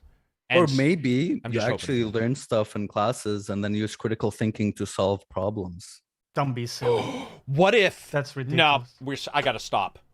I'm so far off the We're going range so now on an far item. off the range. I Yeah, was thinking, yeah. what if you go, they teach you a fire spell, but you can actually do a fireball or firewall spell, but you have to, like, do a combo they don't tell you about. I'm like, nah, Oh, Dude, no, it would be the I would- greatest thing in the dude, world, damn though. it, we should make a game already. I know, we dude. should, Fuck, because we have the best God ideas. damn Right it. now, if you're a Yes. developer, your ideas probably not as good as ours. And Show we all up. know that if you Damn. have the idea, you also basically have the ready game. You, Yeah, and exactly. you have Yeah. the talent. Implementation is talent. easy, all right? Implementation is the Yeah. easiest part of the Unity's job. out there. You can implement really quickly, I Yeah. hear. Yeah, Brian Drag and Chambers, drop, $10 super chat. Can someone explain why Sony has such a god-awful return policy? Literally picked up GT7 just as the servers went down, and they reduced the in-game credits earned. So I'm assuming he's trying to return. Does Sony have a bad one still? I thought Sony fixed... Oh, no, they Can just you fixed... even return anything on Sony? Yeah, they just fixed Cyberpunk. That was it. I think Cyberpunk was the one. Because Microsoft's been a little bit better on that side. And Not that wasn't really Sony doing that. That was like CD Projekt themselves saying, no, we'll return on the PS store. That wasn't Sony saying that. That was CD True that. Projekt. No. And then Yeah. the fact that that CD Projekt was sort of enabling return policies for their game is undoubtedly one of the reasons why it got pulled, because that Oh, for became sure. a whole thing. Yeah. That was a mess. So Yeah. hopefully this, I forgot that. Yeah. Hopefully all this stuff in Harry Potter comes, guys, like if they do it, I'm a huge Harry Potter fan. So if they do it right, I can't wait. I got to say one thing, because I know people are going to get mad, but you're just going to have to deal with it. That character, they look like Oblivion. And I posted the pictures of the character generator. It looks bad, Yeah. legitimately bad, not current, even close to current day when it comes to your face. Other people's faces look better. I hope they figure out a way, like Black Desert. Look at Black Desert's create a character. It is its own game. Oh, yeah. It's ridiculous, Oh, right? yeah, it's and I'm not nuts. saying they have to do the same thing. What I'm saying is I really hope they look at it and say, we don't want, Bill Plano Face to be the main actor in our game. We need him to look unique. Harry Potter looked unique somewhat. I would love for them to really look at this and say, okay, let's add the texture onto the face, because they're really one note. Like they're Right. and people will be like, well, Yeah. they're young. They don't have wrinkles. First of all, you can definitely have laugh lines. You can have all kinds of stuff on your face, acne, whatever. There's other things you can do. They probably won't put beards on Yeah, I them. mean, they're puberty kids. Yeah, so puberty kids. they're- But I if mean, they anything, probably they're won't like have a little carrot clean. beard. So you got to make the face look more. Maybe some bracers, Bro, oh my God, the mouth brace thing where you're like, okay, everybody. Yeah, with acne and Abracadabra. everything. What? Yeah. Abracadabra. Blow yourself with up. all of it. Yeah, the whole 9 yards. Here we go. Being very picky, Karak. About the main character's lead face. That's fucking not picky. The main character, you're fucking looking at his face all the time in cutscenes. That's not picky, man. That's legitimately And the just back of wanting his a head, good-looking hey. character. The back of his head needs to look pristine. Or have good hair. Yeah. Like Shredders. Or a beanie. Holy Or a shit. bikini, Yeah, yeah, the did you guys see Shredders, the snowboard game I posted? Yeah, Oh. yeah. Dude, so this snowboard game, it's not getting great reviews or terrible ones, sort of middling, but they have his dreads has physics, and it looks so good. It is awesome looking. Like he came doing it's a snowboarding game for people who's just wondering, and doing a flips. It's just it looked so good, man. Yeah, I like that kind of detail, and you are staring at a character for a long time, and it's the same problem that we had with Jedi. Jedi gave you a burlap sack and said, "Be happy with our upgrade." Like Yeah. here's Oh my 75 God. colors of ponchos. I don't want that. If gamers are mad at me because they think I'm picky because I don't want the same fucking 17 ponchos, that's on you, man. Like I'm glad you're They okay were all with the same mediocrity. poncho. They were all Dude, they were the terrible. whole game, all the loot in the game was based around cosmetics, and even then, the cosmetics didn't. Oh my God. Okay, sorry. Just we're getting off track. I Again. can't wait. Yeah. I can't wait. I'm excited. I mean, I'm excited to Yeah. see this. If it works, then you might see there's about 85 worlds right now where it's like Magicians is another one that was big on Netflix for 6 seasons, which was another real life mixing with magic. I dig it.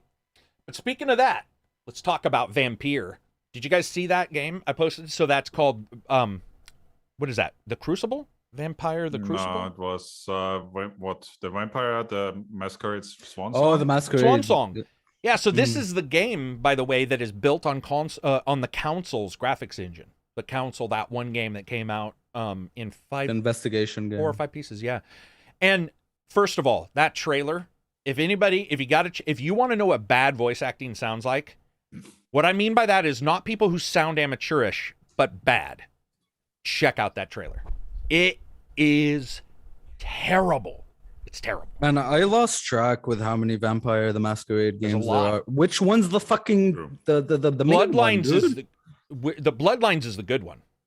So Bloodlines 2, is that ever gonna come out, or are they just making these other games? It's in like Devil Hell. It's for sure in Devil Hell. I think it they're is. not really affiliated beyond the license. I think True, yeah, it's no, I beyond understand. Dev Hell. Yeah. Yeah, I think behind the scenes unfortunately. that is, dude. The main people who made Bloodlines plus Avalon, he was gone. People just let. We're going to talk about Mhm. Perfect Dark. They lost a bunch of people recently. Yeah. There's some games where you look at it and you're like, okay, it got hit once. I Okay, think, this yeah, game they has just got been hit by Corona, I 4 think. times and lost its 2 And other main people and lost its main writer and switched development teams twice. That's Yeah. That's like development's 7th level of hell. That's ridiculous. So, Yep. sad. I want to see that, man. I want Yeah. to see it. I think it's I exciting. thought for a second Go ahead. you guys were talking about a new Vampire game. I wish from that fucking game was phenomenal, dude. Vampire. Don't Nod or Don't, Yeah. yeah. Vampire Yeah. 2 is coming. Oh man, that game, the don't dialogue play with there, my feelings. dude. The dialogue in that game was amazing. No, it's it coming for was- sure. Oh man, It's real. Ooh. that was one game where the choices you made, literally, you could see in front of you how it impacted the Yeah. world. It was so It good. So good. And the combat I thought was medium to good, depending. It wasn't Yeah. terrible. Yeah. It didn't like that's- set the bar, but it did what it needed to do in that game. Yes. Does that Yeah. make sense? It did Yeah. feel good. Yeah. It I had thought some it did. jankiness to it. I think yeah. the spells also, we talk about this. Like, we talked about it prior to the podcast, Elden Ring. Somebody starts in super low vigor, they're going to play completely different if they don't raise that up with their other. And Vampire had those different spells. And depending on what ones you picked, a little bit like Prey 2016 Prey, certain things may not feel as good, depending on what's. I picked what I consider to be good feeling spells in Vampire or Same, powers. yeah. I got lucky Yeah. because I know. Plus, some if people you did not. if you don't like go too evil, you're not gonna get much XP, right? To even try out all the spells. I mean, you're gonna get less, but you're still gonna get. Some, right? Did anybody Yeah. not kill anybody in that game?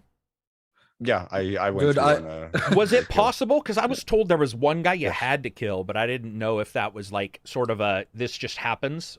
Because I From what I didn't. remember, it was possible, Okay. but I mean, it's been years. Dude, I remember I killed one person only, and that's because that one person seemed completely evil. And then after I remember killed you saying him, this. Yep, right after I killed him, it was like, oh, so I owned an orphanage and I kept adopted children there. and I It's the same one I got where I killed the or I got the opposite where I killed the kid and I was like, he's mine. And then I went in that room and the lady's like, I don't know where poor Bill is. He's been helping all of the people. And I'm like, did I just Whoops. eat fucking Bill, man? I think I did. And I went back out and it was him. And I Yeah. was like, what? Whoa. I felt I bad. drank. Yeah, I drank everybody, dude. Did you? Just Did you? everybody. yeah. Vampire made you feel powerful in the fact that you could affect the world. You would do that. There would be no quest because you killed that guy, but that was Yeah. Plus, aside from killing or not killing people, some choices were incredibly difficult to make, like telling a mother that her child's going to commit suicide. Oh, I remember that quest. Yeah, telling a man that his dead wife was cheating on him. I was like, damn, dude, like I don't fucking know if I want to tell him or not. Like, right. There are very hard moral choices in that game. That's true. It's pretty cool. Yeah, that's true. I mean, hopefully that gets reflected back on Harry Potter, but it won't. But I like those kind of choices where you're like, oh, you know, do I want to? I had to sleep on those. I went and talked to my mom. I was like, Mom, what would you do? Wait, what? So Your mom would be like, son, what the fuck are you talking about? I went to my mom. I was like, Mom, this is Mom! I don't know what to do. I did. I called my mom and I called my mom to tell her I ate everybody. Brian Lane, $2 super chat. Finished Elden Ring today. What an awesome game. I agree. Poth is back. well What's up, brother? This guy's he's here all the time. You're like the number one. I can always bet that he'll be here. He says, isn't every Souls game hitting the same beat, even the enemy types and sometimes their moveset the same? Do you see that from FromSoft like Ubisoft? Yes. We talked about that. Like, yeah. Don't you guys agree? I mean, I think, Silver, you brought it up that you felt that sometimes like ways enemies were set up just felt a little bit like Elden Ring. Or yeah. I mean, not only that, but there are specific like boss enemies or encounters in this game that are pretty much lifted straight. Feel like they're from those other games, yeah. Yeah, they have the like similar or exact move sets from those games. Yeah. Good thing I didn't play those games. I mean, I will say that it's difficult at times when you want to ding a game for that, because I also feel like those games prepared me for Elden Ring. You know, yeah, so and like, I mean, for a lot of From Software fans, that's not a con. Like that's a plus. Yeah, that's true. It's a good way to think of it. And then for people who this is their first one, they won't feel that, right? Yeah. So I guess you're hitting the two-prong. And I will also say, I mean, I know I've talked a lot about I don't know if I talked about it a lot on the podcast, but like how some of the boss encounters can get repetitive because you fight the same bosses. Yeah, you did. Yeah, you brought it up. And I mean, I think that that is only really because of how many hours you have to put into the game. The enemy variety in the game is impressive in general. Like it is, I think, above what you get for most other open world games.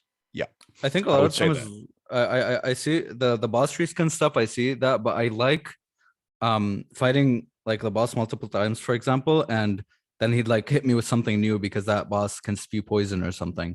But like kind of some of that stuff I enjoyed, but sometimes it got repetitive. I think, especially the duo fight. I don't think duo fights are that good. Yeah. Duo? Yeah, I mean that was sort of like when you get two bosses. Oh, I'm sorry. That was one of the main ways they changed it up, was just, oh, you're gonna fight this guy again, but this time there are two of them. Yeah. I just can't wait if Reg ever plays this to see what he thinks of this game. Yeah. It's like it's lost art for now, but yeah, I mean, I really do want to see. And he's not gonna like the way the rocks look. No, that was what's his name? Remember, Reg took that to town. In this game, I know that it doesn't look amazing. Already, yeah, so yeah. I think when you look at it though, like Johnny's playing Horizon. When I play Horizon, I have more issues with combat than I do with Elden Ring, which is weird because in the past I did not agree with people that Dark Souls combat was very good. I still don't. I think it's its thing, but if you try to say it's realistic or whatever, I'm like, dude, it's not. Having swung a sword at somebody, I can tell you 90% of that, it doesn't feel, it's nowhere, it's their kind of combat. Dude, I was dual wielding colossal swords. Dude, it's their thing, and that's okay, right? That's okay, that's what we want. But I definitely jumped back to Horizon, and the first time I swung, and you get that weird, she missed completely, kind of like, you're like, almost where you can't figure out where to aim sometimes in that game, in Horizon in particular. I definitely felt that when I came back. I don't know. That's just me. What about you guys? Is there anything you guys have had issues with returning to after Elden Ring? Like, do you guys like, or is anybody? I guess you guys are still doing Elden Ring or haven't done it at all. I think, like it's like the same of me playing Red Dead Redemption 2. After playing it, I was like, I told myself, okay, I'm never gonna be able to play other open worlds again. But then I played Assassin's Creed Odyssey right after. And I enjoyed it because it was just like, you know, it was just like the complete opposite, where it's much faster I was just like, okay, I'm playing a game and I can relax and stuff, right? But I think it'll have the same effect where right now I'm like, oh my god, I don't think I can play other open worlds. I have a lot of icons, but then I'm gonna go to one and I'm gonna be like, okay, this is chill. Just gonna go to this icon, do this. I played Ragnarok after Elden Ring, had no issues. Yeah. Like, Right. I'm a human. I'm adaptable. On the contrary, you found it easy, right? From I did find the yeah. I don't think Valhalla's combat's great. In fact, I think it's a little confusing. Hold this trigger down, then press. Like, something about the powers really always, and it's like this hand does one thing that you're just like, geez, that's a lot for a game that isn't the greatest and has lock on already. So, like, there was some weirdness, but dude, yeah, the attacks were so slow compared to compared to Elden Ring. I went in and the guy like swung, and I'm all, oh, that's a swing, and I was like, I bet you I wouldn't have reacted nearly that like quickly if I hadn't been playing Elden Ring. So yeah, it's good. It's good to go back to those. Let's see. Do we have anything else to add about any of this? I think that's about. Oh, wait. I think we're good. Charles says, $2. I hope Hogwarts uses the DualSense for minigames. In what way? Because I have yet to find a game that uses the DualSense good. Like vibration with the spells or something? Or trigger? Well, vibration can be done on anything. So well, usually it's like tilting the controller or stuff like that. Oh, the last thing I want is to have to fucking wiggle my... You know what I mean? Like, dude, I'm out of work, relaxing. I don't want to have to fucking do I love it in GT. Wii Fit I think session. I was having such a great time with gyro, but I'm not 100% sure I would want any of that in Harry Potter, yeah.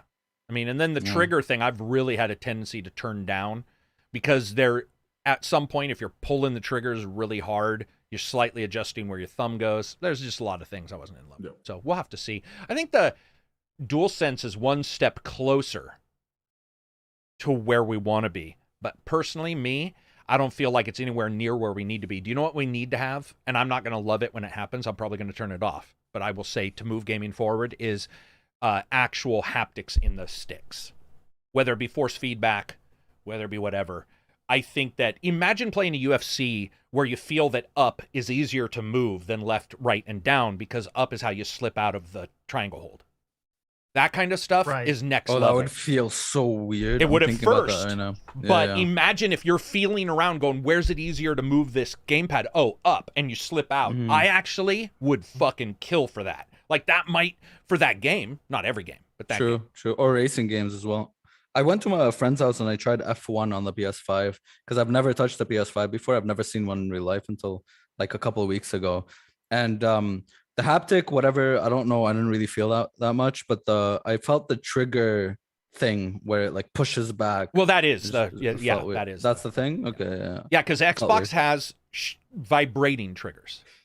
Yes, I like those. So it's like one step below and then this one step above with the pushback. I actually, like I said, I usually turn it all the way down. I usually am like, I'll put it at 1 or 2 maybe. Because I was playing a shooter, I think it might have been COD, and I was like, oh my God, trying to, like one of the guns had a bigger pull, and it just didn't feel right. And then I play games for a long period of time. My fingers, the honest truth is my fingers, just like if I was shooting a real gun, my fingers were getting tired. And I was like, I've had major issues with motion controls in general. I think the only time it really hit off for me was the Metroid Prime trilogy, where they sort of revamped Metroid Prime 1 and 2 to use the nunchuck and Wiimote.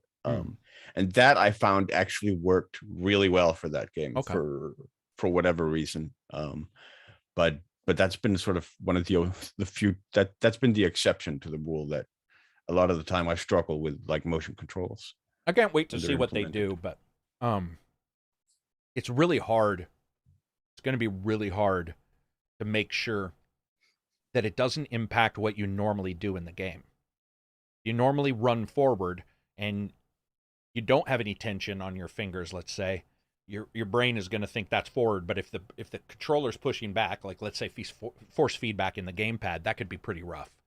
Or like if you're trying to run forward and the game's like making it a little bit slower, it may not feel as good. I don't know. Maybe they tried that. Who knows?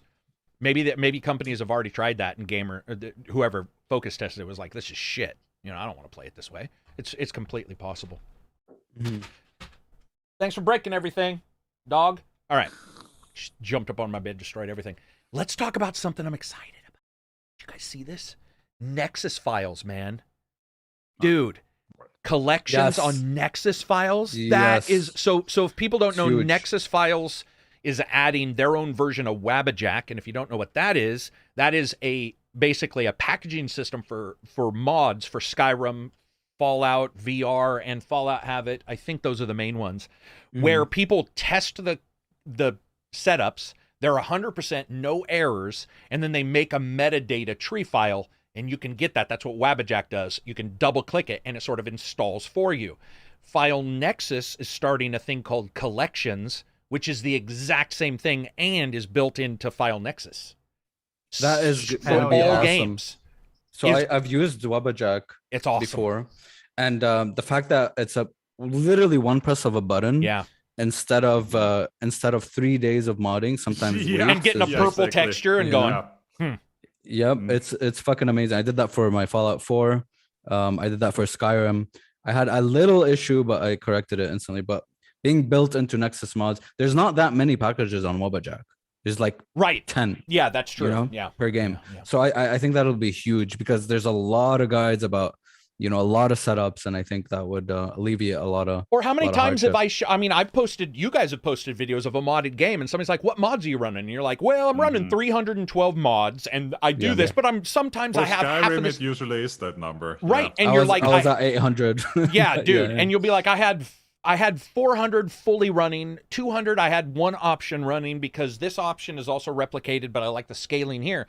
When you get it set up, you're going to be able to push a button and fucking deliver that meta to someone else who's going to be able to just dude. Yeah. And they even Yeah, sharing stated it with your friends. That's the big they thing. even right? stated Yeah. you won't have to worry about Yeah. any packages. It's going to be in there and it's going to come from File Nexus, so you're not going to have to worry. And if stuff's not there or live anymore, it'll give you a warning that item is not live anymore. We talked about this. I am absolutely sure months and months ago where we were saying it would be great if Wabbajack was available for everything. Go ahead. Sorry. Yeah. I don't know if they changed the terms again, but I think the not live anymore thing isn't a thing anymore on Nexus. What, not That- live that- 2.0? You can There- turn there was- but you can turn them private, can't you? Because I've No, gone I to a think couple. that was the big hubbub back then, that you could no longer deactivate and remove your mods once you have uploaded them. I There's That's why a some lot way of somebody's developers doing it back because then I clicked on a removed. Cyberpunk mod yesterday and it did say this is no longer available. yeah, you can I or at least I hid my mod or I removed it. I forgot, but you can I still do that. remember that being a a lot big- of modders Mhm. like a year or two ago I do leaving too, the you're right. platform because of that. You're right. Yeah. Yeah. Because they wanted to be able to remove it because other people Yeah. were grabbing it and they were like, and File Nexus said, Like, dude, it's my mod. Like, It's- I yeah, want to do with yeah. it what I want. but regardless, for whatever thing, they did talk about where it's coming from in their FAQ. So they're at least making sure people know. But you guys got to realize, man, File Nexus ain't just fucking Skyrim. That's Hitman. Oh no, That's basically fucking everything. Dragon Age. So everybody was always talking about my Dragon Age mods that I got running, and I really enjoyed it with the new camera and all this stuff. That means I can just grab the meta, upload it, and be like, here's a picture of what it looks like. Dude, that's the Yeah. fucking future of modding. Very Yeah. cool. Yeah. Yeah. I mean, I don't think people. If you've modded Skyrim, you get what I'm talking about. If you haven't, you may Yeah, not. yeah, But yeah. it's redonkulous how many purple Skyrim fucking texture you'll get. And you'll be like, oh no. And every And you time have you to try touch to share, Skyrim is terrible Yeah. because you not only have to download everything, you have to also have to correct load order. Yeah. And Yes. sometimes patch the things because sometimes they you have to are, go into yeah, creation rewriting the same engine. thing. You have to go into creation engine and like verify stuff and like change the audio. Dude, blah, it's blah, going to be blah. so great. And then you have to test after every like 2-3 mods. I and can't. it's- I mean, like honestly, if you consider like my height of excitement this year is that's the higher than Starfield. To me, Jesus. oh dude, Oh, that'll be so good for Starfield. it'd be so good for yes. Starfield. But how Yeah. many times have we've seen it daily in the Discord where somebody's like, I was running this mod, and somebody's like, what mods? Where'd you find it? Blah blah blah. None of that, at least for the mods on File Nexus. But none of that's gonna be required when it gets up. Dude, yeah. I mean, to Here's me, my this is setup.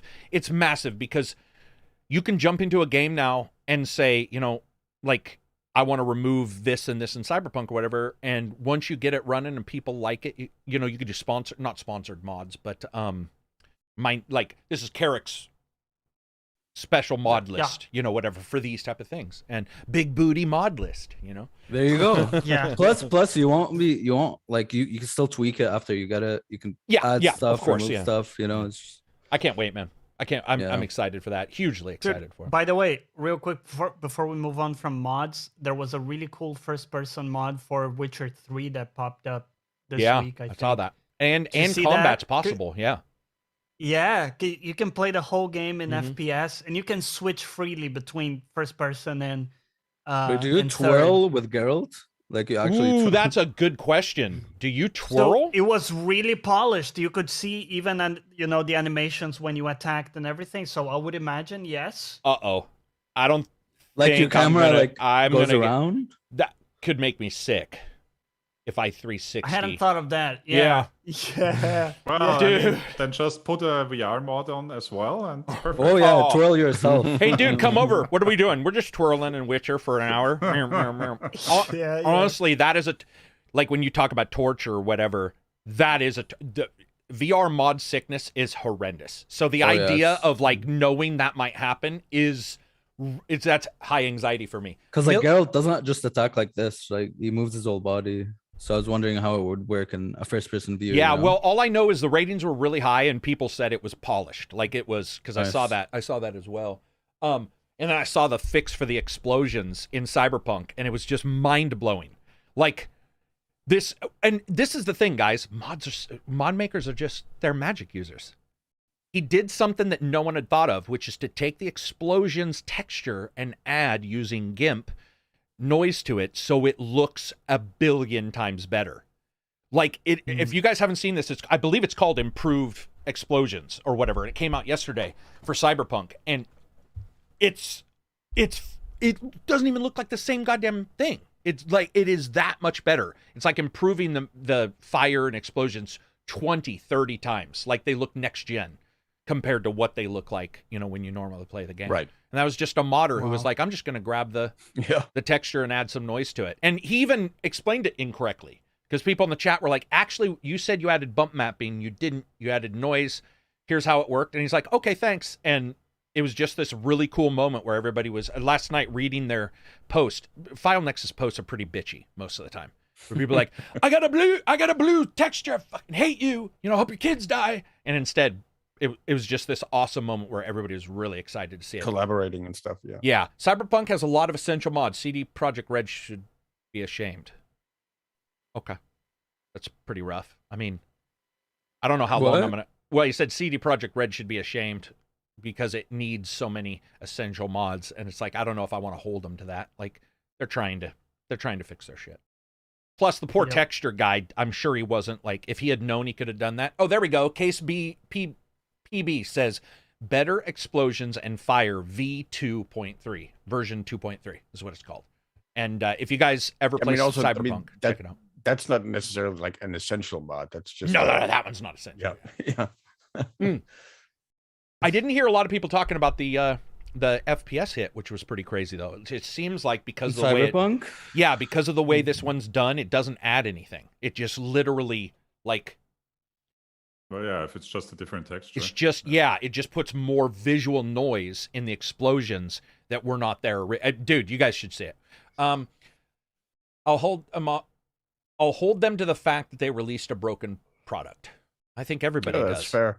Yeah. But I mean, at some point, I'm not going to ask them to, slap their back with a hairbrush. Like it's, you did what you did. The explosion mod is on the main Nexus Cyberpunk page. You can't miss it, Sakabe says. So that's very cool. So anyway, mods. Let's do games of the week there, Reg. Free games. Yes. Where's my file? There it is. All right. Free for everyone. It's on the Epic Games Store in Sound Mind. That's it with the actually free games. On to subscription stuff, Xbox Games with Gold has SpongeBob's Truth or Square and Street Power Soccer. PC Game Pass has the Dungeon of Heulbeuk. I don't know. Sounds like me reading one. The Amulet of Chaos and Shredders, and coming next week, Zero Escape, the Nonary games. And on Game Pass console, we have the same and additional Paradise Killer and Tunic. And also coming next week, only to console, is Kraken Academy, Tainted Grail Conquest, and also Zero Escape, the Nonary games. Wow. And that's the end of the I have a question for all you guys. Anybody played Tainted Grail? Yes. Yes. Love it. Yes. That's the sort of dark-looking card game, right? The deck building. Deck Yeah, building. yeah. That's the one that's roguelike, right? Yeah. Mm-hmm. Yeah, so basically how it's a really good game, really good music, but how it started was that, so they're making another Tainted Grail, which is an actually fully fledged RPG, and to test some mechanics and combat, they pulled a vertical slice and made it into a little thing so that they could test like balancing stuff. And then I guess the devs liked it a lot. They made it into a roguelike and then put it up on Steam. Or other people tested it and they enjoyed it a lot, that they made it its own roguelike. Yeah. It's pretty cool. It's I would recommend it if you like roguelike, if you like deck building. There's a lot of different classes and the music is just really, really good. Really good music. Yeah. Reg, any of those games excite you? Well, Tunic, I'm gonna check out if it's already on Game Pass. So Tunic looked like a Death's Door, but having a fox instead of a... Well, I mean, it's Silver's indie game, so let's just jump to it. Right? That is your indie game of the week, right? Tunic? So what is it? So, so Tunic's sort of been an indie darling for a couple of years. It was announced back in 2018 with some gameplay footage that really took a lot of sort of indie watchers by storm. It's been developed by a one-man developer, Andrew Schultes. I hope I pronounced that correctly. It's an isometric sort of action. Suppose you could call it kind of an RPG type thing, where you walk around the environment, engage enemies in combat. It looks a lot like old school Zelda. Doesn't play that much like old school Zelda, among other things, because you do have a stamina meter that you don't actually burn stamina attacking, you only burn stamina dodging. Okay. So kind of like Sekiro, I think. Yeah. Does that, right? So yeah, and there's also like Dark Souls where you accumulate instead of XP or souls, whatever, you accumulate coins when you defeat enemies, and if you get killed, you then lose them potentially and have to go to where you died and pick them up again. You also get these like safe zones, like bonfires and stuff that you can stop at. Holy shit! And you get regenerating health potions that are regenerated when you rest there.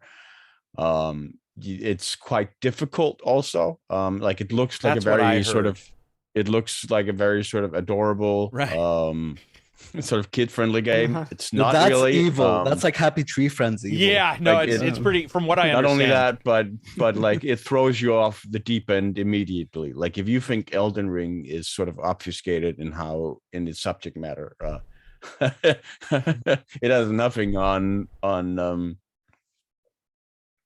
this game, because I mean you start out just initially as this anthropomorphic fox, which looks a lot like a certain Hylian adventurer, and like with the sword and shield and tunic and everything. Oh, I see. Okay, gotcha. Yeah.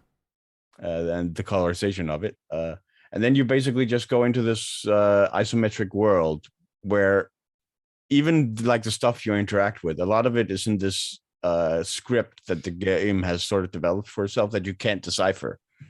It's like this alien sort of language, and so you get an interaction prompt in this sort of alien language where you don't know what it says, and then at the bottom it just says okay or no. You have to sort of guess or surmise what it is. You want to die right now? Okay. That you're doing from what you're doing it from the context of what you're doing in the game. So if you're like interacting with an object, oh, it's asking me, do I want to pick this up? Or it's asking me, do I want to unlock this? Yeah, I would mess with people if that was my game, man. That's awesome.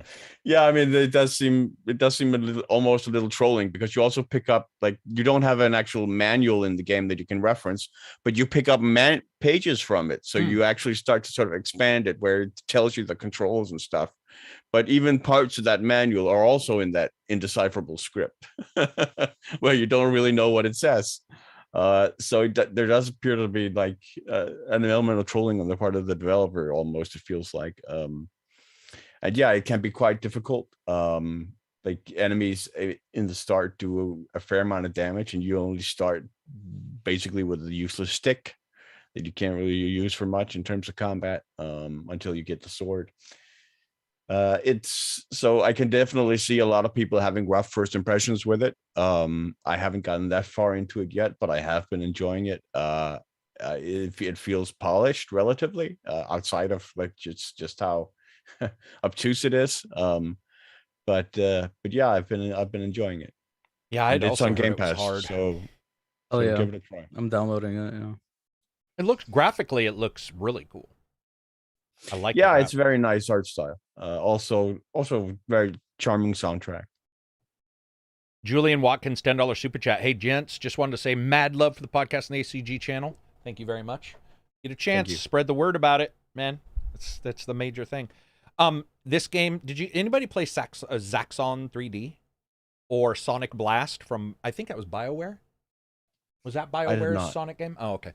Well, it's not Gouriard shading. There's a name for the way it's shaded, which is like that we almost flat and then got a pastel look to everything. I love that, man. But I did hear people were telling me, they were like, dude, that shit is tough. Like, it is a tough game. So one of the people I talked to said he's had a harder time playing that than Elden Ring, which is pretty interesting. Right. Okay. Yeah, I mean, the one thing the one thing you need to be careful with is it's very, very easy to get greedy in the game, and sometimes you can only get in like one hit. Oh no, with hits, like where before enemies will punish you, and they may punish you severely. Like some of the enemies you can only get in like one hit before you need to get out of there, or they will punish you. How much is that? I know it's on Game Pass, but if it's not, is it 19? Or is that a 49? It was £25. Oh, not bad. On the Steam store. Yeah, that's like 30 for us. I think 30, we're still below. probably. I think we're still a little bit less than you guys. Creepo Evox says accessibility options are also good in that too. Yeah, it's $30. $30. Accessibility in Tunic would be what? Colorblind, I'm assuming.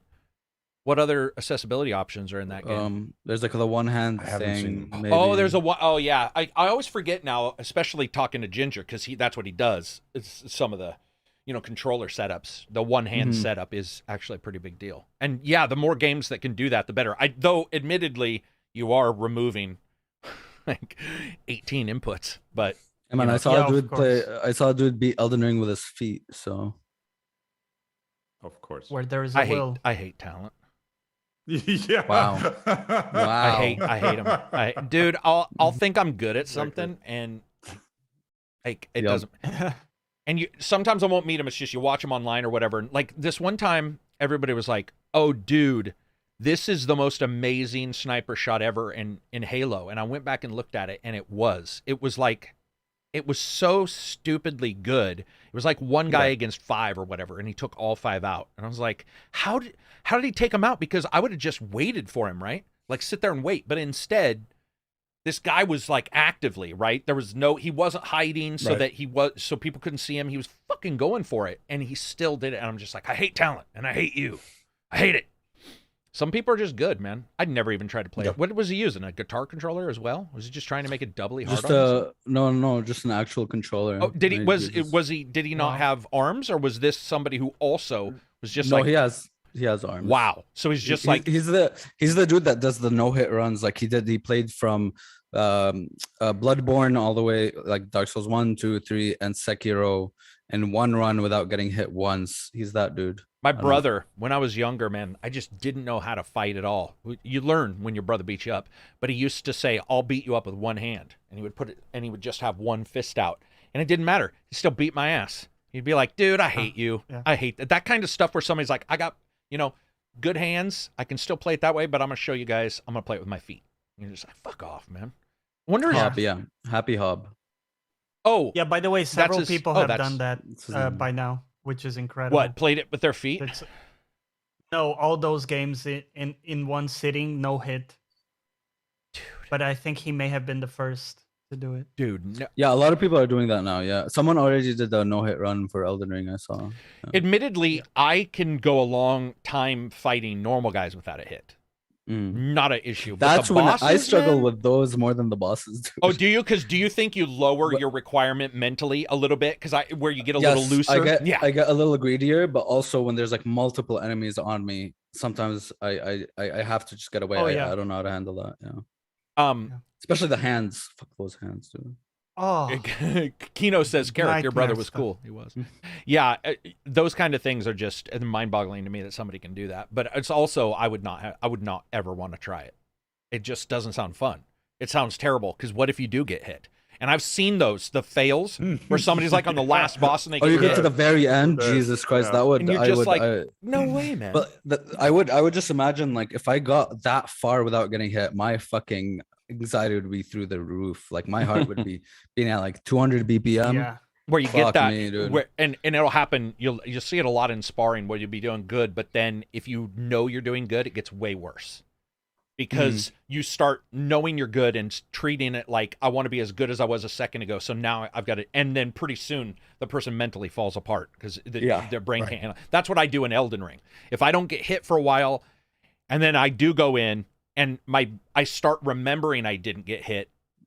Yeah. And then now that's on you, which is an added. You're making it harder on yourself. Like, Yeah, that's the why thing. are you doing I that? thought about getting into speed running, but then it's just I feel like I'd get so anxious towards the end where it's like, oh my god, I'm hitting a new personal best, holy shit, and then I just fuck up. Do you guys So- have speaking of anxiety, I do have it's not sexual. It sounds sexual, but like pre-completion anxiety when it comes to like spreadsheets. So if Oh. I have 100 entries on a spreadsheet, totally fine till 80. But you can guarantee my brain is like, I can't wait to be done. I can't wait to be done. I can't go. And then pretty soon my brain is so loud in the last 20 that something happens where it's not even anxiety. It's just you want to be done so bad. Right. Like if Right. when we used to hack wood, we used to put wooden cords. You'd get half a cord done. You knew you had to do another half. And that last half was horrendous because you were closer than you were at the starting. Pre-completion. Yeah, that's, I don't know any other way. Completion. I don't know any other way to describe it. You guys don't get anxiety like that? So do you get anxiety at all? I do. I get it just from that. So you guys, well, Absy does. Silver, Reg, Johnny, you guys don't get anxious about anything. What about events? Like if I said you had to talk in front of 2,000 people. I don't get Well, I anxiety would- from that though. No, that wouldn't make me anxious. I mean, It would. It would. I mean, I've It would performed for in you, front Reg. of 15,000. So what gives you anxiety, Reg? If that gives you anxiety, do you get anxiety from deadlines? It's more like if you're already like sitting for 9 hours and you just want to have that problem done. I think It's that's like what I'm talking about. Yeah. The last 1%. Yeah, it's a killer. It's a killer. It's my brain just Where you're explodes. constantly thinking like, come on, that's it. Mhm. That's it right now. And you hit run and it's still not it. It's almost like the times where you know a name for an actor or whatever and you can't like remember it. Right. And I start getting angry and almost like it's like I need this now. Like Yeah. but then I won't want to look it up because I'll be like, am I getting Alzheimer's? I can't remember this 1987 actor who was in a single B movie. I'm like, why the fuck can't I remember that? You get stressed out. Johnny, do you get any? For me, it was in my prior role in the company, I was like the top escalation person for a team. So I was the ultimate responsible. So if shit goes down, Oh, gotcha. if I don't find a solution for the problem, no one will. Right. So that Right.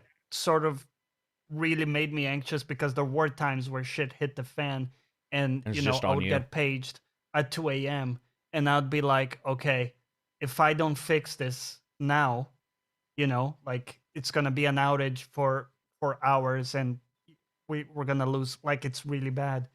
So, which is one of the reasons why I don't have that role anymore because Yeah, did it make you sucked. find? It yeah, had yeah. lots of, yeah.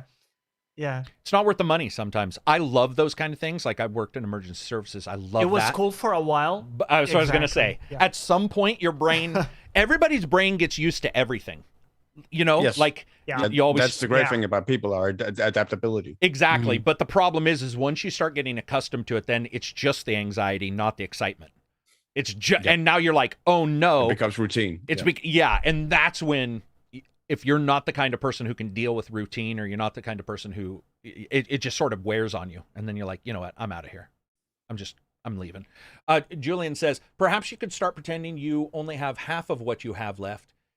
Oh, dude, bro, I saw the David Blaine talking about that. In fact, that is a normal, that is a very real thing that I do. It definitely does work. But at some point, you know you're fooling yourself by fooling yourself to know you're fooling yourself, and then your brain gets loud anyway. We're pretty intelligent people. Like, it's hard to pull one over on yourself. At some point, if you're able to fool yourself that much on that kind of thing.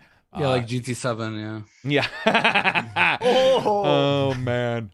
Anyway, let's see. What else do we got? Did free games? By the way, Let's just do before update. we move on from free games, super quick, a couple of mentions from what Reg said. The nonary games, the escape room games, Zero Escape, they are highly praised from the PS Vita even era, I think. I played one of them. It was a really good escape game, and just overall really highly praised. So if people want to give a shot to like escape room games, that's a good one. Are they to- flat? Are they pancake or VR? They're They're pancake. Okay. They are old, so I don't know if they've remastered them, but just so you know, they're kind of old. Not really, no. Yeah, so they won't look great, but they're cool.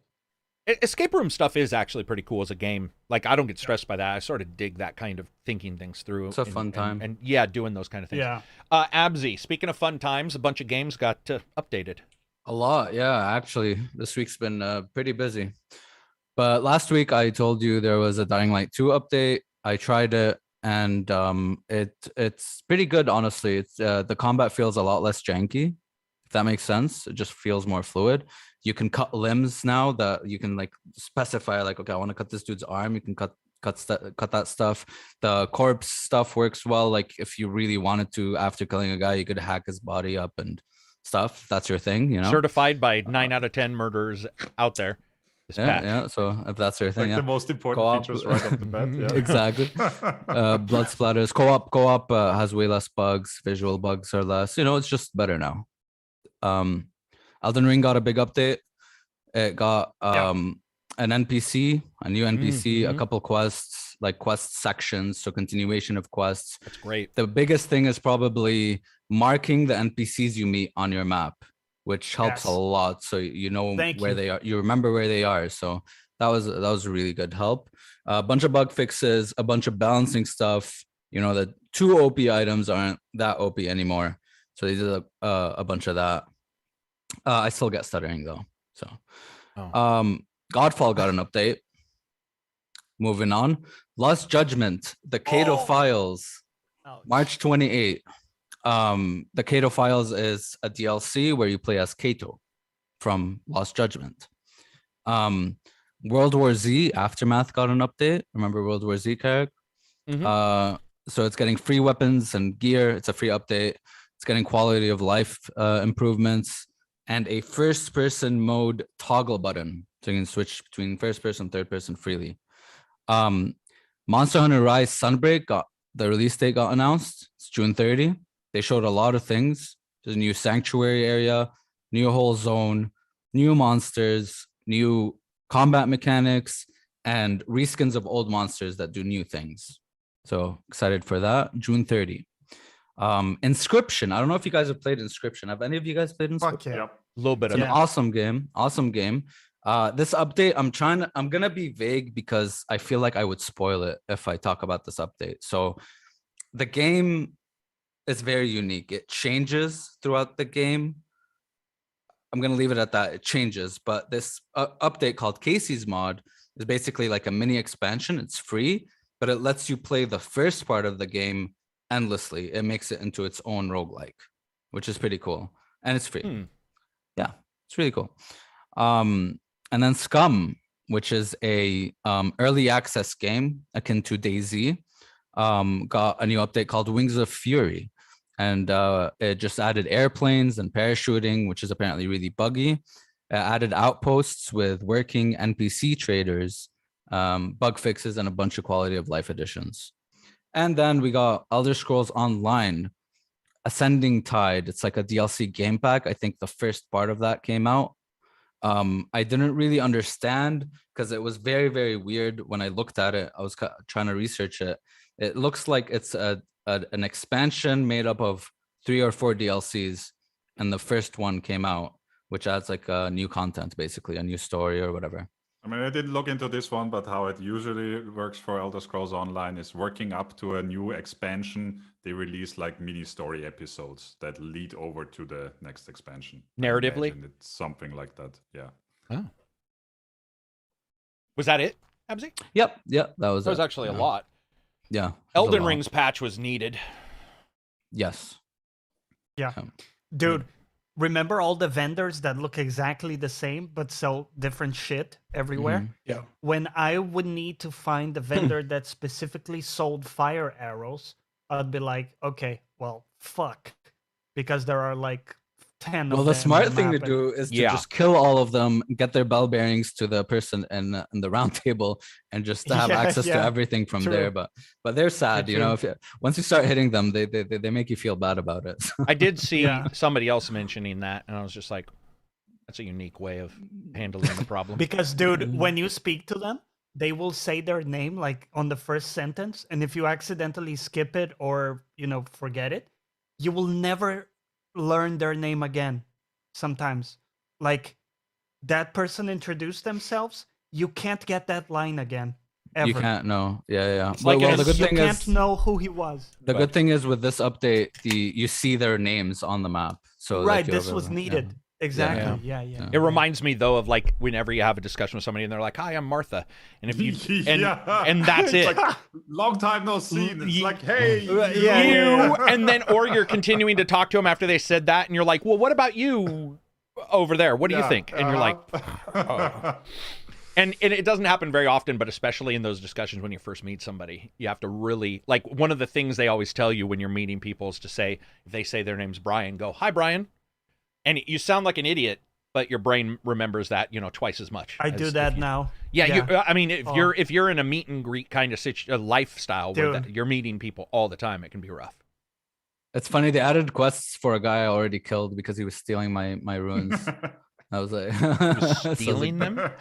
Yeah, there's a dude in the castle that you meet, and if you pay attention, every time you die and you go back to retrieve your runes, you get a little bit less, and that's because that guy has been stealing them this whole time. How did you notice that? I didn't notice That's that. incredible. Yeah. Because Wow. and that guy would and die. he locks you in a room as well. You get trapped in a room, and he was fucking with you. We had a the great whole time with Abzy streaming Elden Ring, and he was doing this boss, and he had like 200,000 fucking runes.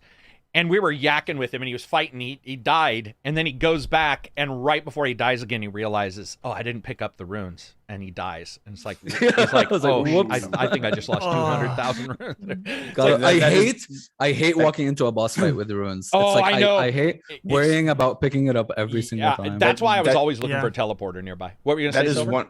Just that is actually one element that annoyed me a bit because they made it in Sekiro so that you automatically picked up your souls when your lost souls if you Yeah, ran over them. yeah. You didn't have to hit the button to pick them up. Oh Mm. yeah, But in Elden Ring they went back to you hitting the button. And because the button is context sensitive, so it does multiple things, Yes. it does more Yeah. than just pick up the souls, it can get really, really annoying. So I would actually have appreciated it significantly if they had retained the system from Sekiro and just made it so that you still have to go pick up your souls because there's still a lot of stress to your souls being there, especially if they're like at the other end of like a boss arena and you have to pass the boss to get there.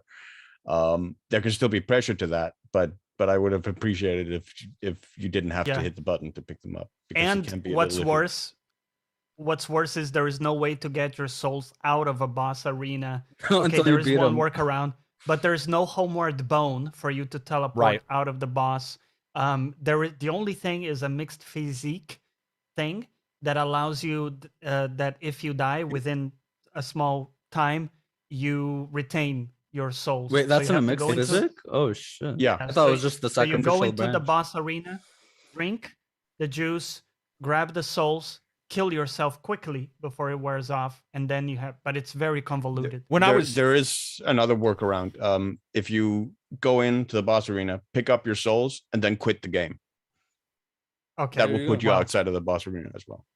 Okay. I was going to say when I was reviewing it, one of the things, you forget about picking up souls. You try to learn, figure that. Like I didn't have any of this, so it's like there were multiple times where I lost souls, didn't know, and then they'd be like, use a magic witch's bone finger to call your friend, and your friend, when they come, their main reason for coming to you is this and that, and you're just like, what does that mean? And now you can't explore more because they come in, they kill a boss, and then it's like they popped out. There's some oddities Yes. there in how they handled that. And there's just, but Yeah, the they always multiplayer are, work. man. They always are. Quitting the game is a workaround. It is. I definitely did quit the game as well a couple times, or crashed it once, and it worked.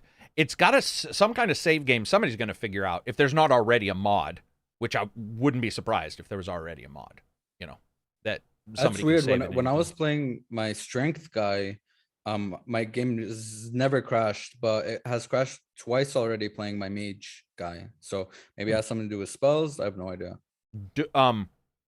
Like doing does it crash during a specific spell? Nope, just randomly. Gotcha. Yeah. Johnny, do we have any questions in the question thread? Let me look it up.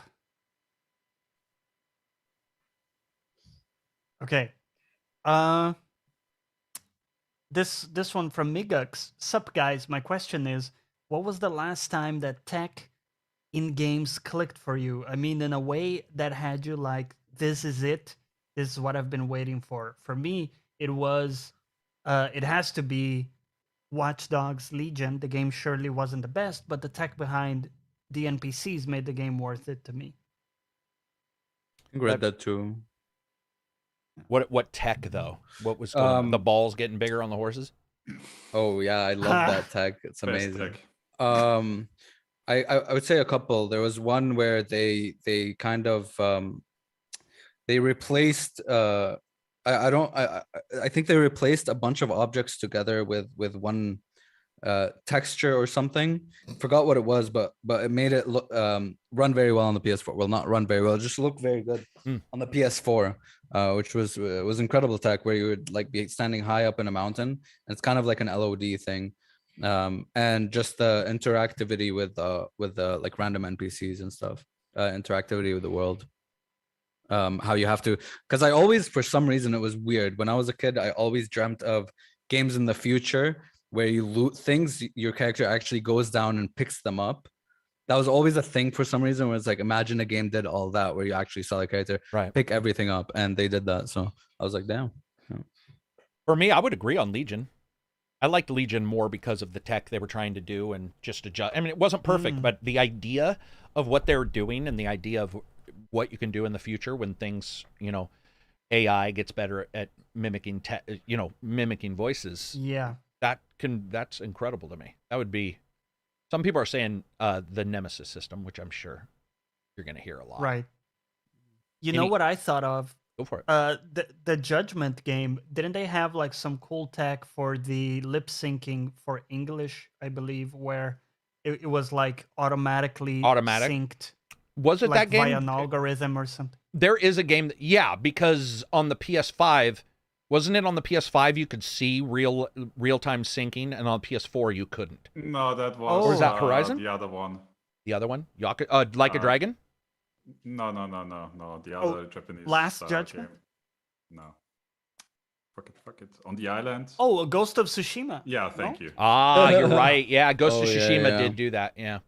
Where they said on That one was the version game. you can see it. Yeah. Good flying here. Yeah, but they got pretty close with Judgment in English. Like it worked very well what they did. Reg or Silver, do you guys have any tech? Well, I mean, Yeah. mine would also be lip syncing, but I was thinking of L.A. Noire. Like that really stuck with me. Yeah. That was awesome back in the day. The face capture that they did back then. Yeah. And now we look at it and we're like, it's pretty rough. Yeah, But when it, Dude, right? I look now at it looks pretty scary. But Yeah. back then I it look was at legit. Horizon. Horizon Forbidden West, Yeah. and it seems to me that every motherfucker out there has been mocapped, just like the detail of even the secondary characters when they speak and stuff. That's good because the first one had a lot of issues with that. Yeah, the first one had bad problems. Silver, are there any for you? Yeah, there are lots. Like if just to name one of the really big ones, like Total War. Like when they made the switch from medieval to 3D with Rome, like the tradition, the switch To to see that, that to switch having, up?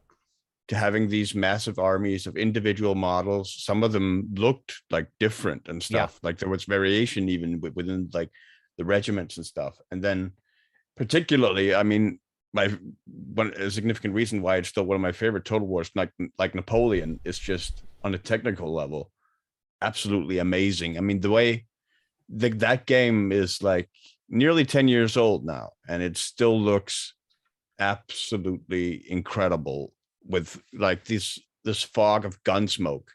Once you've had like a lingering battle of these line infantry just pouring musket fire into each other, and the gun smoke is just hanging over the entire field like this fog with the artillery firing and everything. It's just absolutely amazing on a technical level that I think a lot of people sort of take for granted. That continues to impress me, and also, I mean, it's still impressive with Warhammer, particularly as it also fuses it with magic and everything else. We're being asked this question. We've been asked multiple times, so I'm just going to answer it real quick. Kniev says, do you guys still play emulators, given that you're so busy playing new releases? I think Reg is the only one who revisits emulators all the time. Oh, okay. Go ahead if you do. I mean, I don't Fly? really revisit them. It's for current games usually. Yeah, I did that with because I bought Metroid Dread on the Switch, Yeah. and it was 30 FPS or whatever. So I got the emulator on PC and it was running really, really well. So I used Yuzu and then I played some games on there that I already own. I just don't really mess with. I mean, if time isn't stopping me, I just don't really mess with older games. Like when you start getting out of this last gen, I have a harder time getting into them. They're a little too janky. Like I saw somebody remake. I don't know if you guys saw this, but somebody said, "Here's what Godram or whatever his name, Godric would look like on the PS1." Oh, it looked like on a PS1, and it was you know. And back then we were like, "It's real. It looks real. It's perfect." PS1 is Instead, he was like, "Oh, you know, like fake shading, where there's little crosses and stuff." RoboChief says, "For me, it'd be Zero Dawn and how enemies are affected. Seeing the behaviors of machines change when they lost body parts." Yeah, dude, that game. I mean, Horizon definitely has some awesome stuff when it comes to the creatures and how they act. But it does. What else we got, Johnny? So this question actually for Johnny and Reg from Ken Grumpet. Would either of you ever consider working in game design development, or would you rather not have gaming become work? Reg, Yes. go first. And Abzi can answer because he's also exactly. developer. True that.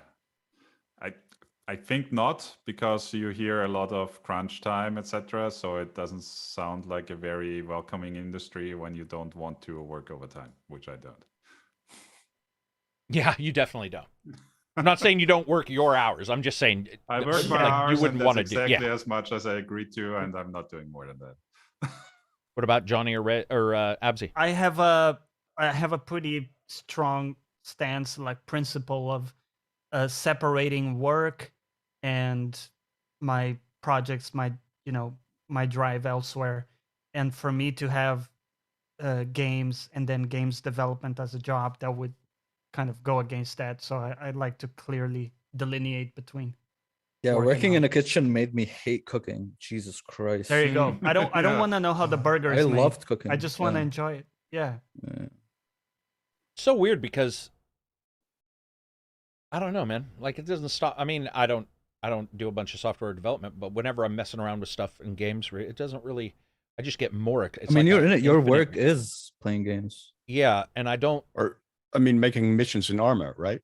That's how I started the channel, was missions in Arma. So like, I don't know if I get. I mean, I guess that's one thing I do like to dive in until I'm so underwater. That so I don't know. Yeah, the other stuff. Reg is right though. Like I will tell you this, man. If I was making games because it's more than one person, you can bet your ass I would not have a Twitter account.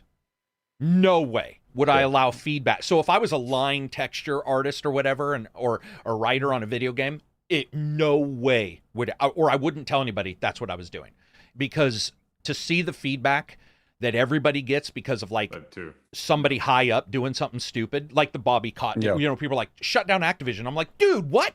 There's like 1 billion people working there who probably love their jobs, who probably have never done anything like what you're talking about. We don't know what's happened. It's like, you don't want all those guys to just lose their job. So that I would probably not, because I'd lose my job because I'm really angry. So like I'd be on Twitter going, hey, why don't you, I'd be putting textures hidden in games of pictures of their avatars having sex. Well, you want to talk about that mechanic? Yeah. All right, let's talk about that. Let's go. But, it just, it doesn't fit for me. Yeah. Can I ask you a quick follow-up, Karak, on this? Oh, for you, just quick follow-up, right? Because do you have this thing where if you learn a lot about something, let's say it could be like cinematography as an example, and then you watch a movie, you are then utterly distracted by all the techniques they're using to make the shot and get the lighting correctly and stuff like no way. I have a little bit of that. You do get it in music, I assume. With music, for example, I listen to a song, I can't just chill and listen necessarily. I enjoy it a lot, but at a different level. I'm very actively like, my brain can't help but be like, oh, they're using this scale, they're doing this deliberate thing. I do that too. I listen and I can't to really percussion shut it mostly. off. See, and I do that, but I get excited if it's good, and I don't care if it's bad. I think, especially in martial arts, they'll tell you there's your 4 stages of like doing it wrong and not knowing, doing it wrong, and then knowing, doing it right, knowing, and then instinct. And so what I do is I'm like instinctually tell myself, if this music is good, I love it. And if it's bad, I usually won't go, it's because of the drums or what, I might think that, but it goes away real quick. So yeah, to me, when I listen to music, I like notice subtleties or like how they mixed this part or the compressor or like they panned it to the right. But I enjoy, like I kind of just, it gives me goosebumps when I notice these things. So I just sit and enjoy it. Like when I put that too analytical. When I put that Unleash the Archers song in, I don't like super hard. I'm not even a fan of that. But what I liked about that was her voice, and then there's a guitar solo that is very unique. But I'm not usually picking apart. He at one part of the song, the female singer steps away and the male singer comes on, and it's that, Grognard. Yeah. And I don't go, oh, I hate him. I just am waiting for the next positive bit. It's I ignore it. I think a lot of musicians do it. Martial arts, I don't do it either. But that's because I teach kids. I think if you have difficulty teaching, you might be that way. Because I do know some of my friends are really good at something, and I'll be like, can you show me how? And they try, and they're terrible. I have one friend who can't teach. Right. His frustration level is 9 already, but he wants to teach. And you'd be like, dude, you got to step this off because this is rough. Like, the way you're talking is rough. You probably shouldn't, talk like not that. my tempo.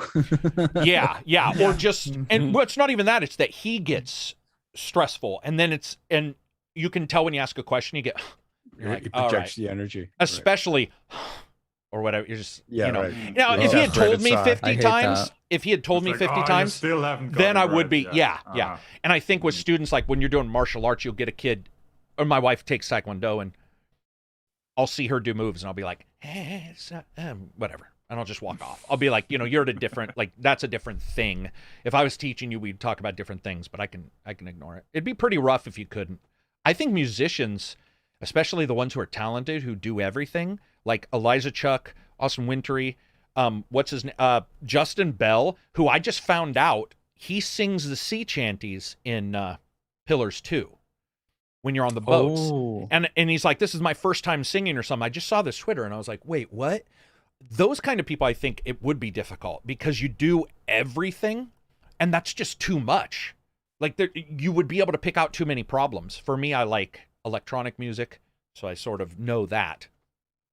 It would be tough to do anything else. It's fun as a bass player to, this is Plague Souls, and Plague's in a band. He says, it's fun as a bass player to actively listen to different play styles and techniques in genres I don't usually listen to. I don't know if you guys saw this interview, but it was with Gene Simmons. And he said something along the lines of, hey, if you finger your bass, not with a pick, he said, if you finger your bass, your band isn't telling you they can't hear you on stage. You have to use a pick. And I was like, what? Because I didn't know that was a thing. How it works. It is how it works for their band and their kind of music. Mm-hmm. And everybody was agreeing with him. They were like, that's absolutely correct. And it's funny because right after listening to that, I listened to Hail to the King from Avenged Sevenfold played acoustically. Avenged Sevenfold. And that guy had to fucking pick so hard to be heard. It was ridiculous. I mean, he was like, you could tell. And people said that is an insanely hard song. I mean, the first posts on that video were like, I can't believe he was able to like play that with his fingers because it is so difficult to really get a high sound with that kind of guitar. Now, he's lead. I get that. But I'm just saying, obviously, people do pick apart that. I did. Yeah. I think like the most impressed I am is when there's a lot going on and they use unconditional or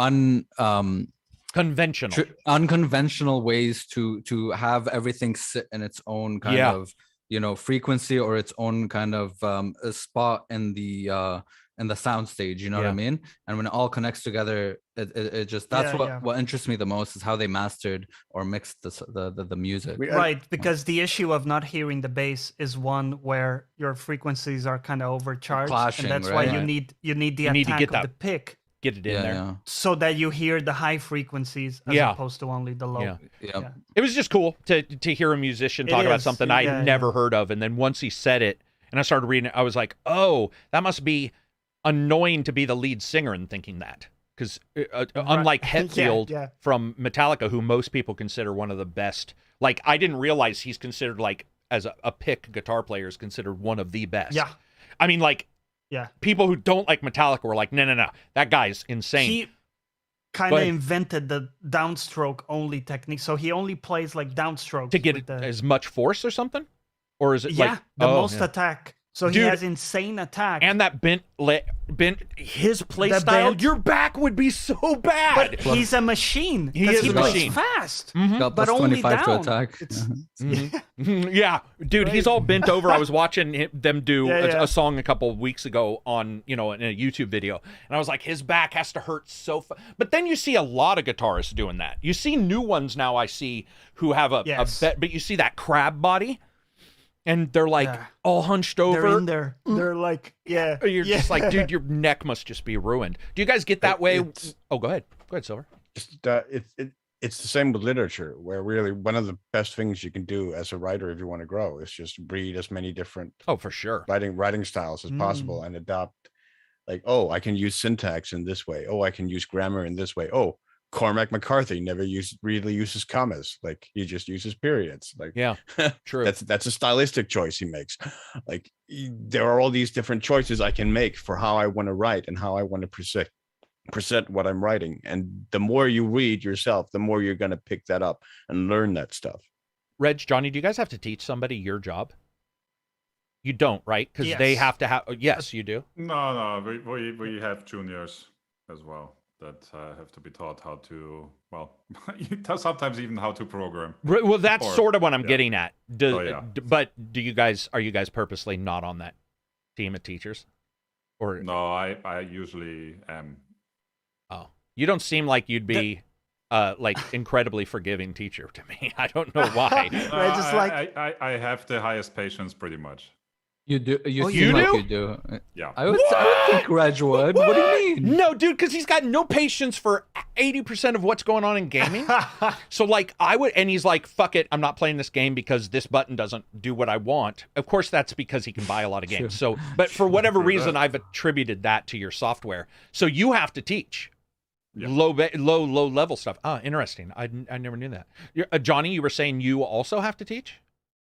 Yeah, in my job, there's an expectation for someone at a higher level that you have to like propagate your knowledge to new people Mhm. joining as well. So there's like internal courses on different technologies, or also just internal stuff that you have to do. You ever had that POS worker though, that you know somehow they got hired and they just don't know shit at their level?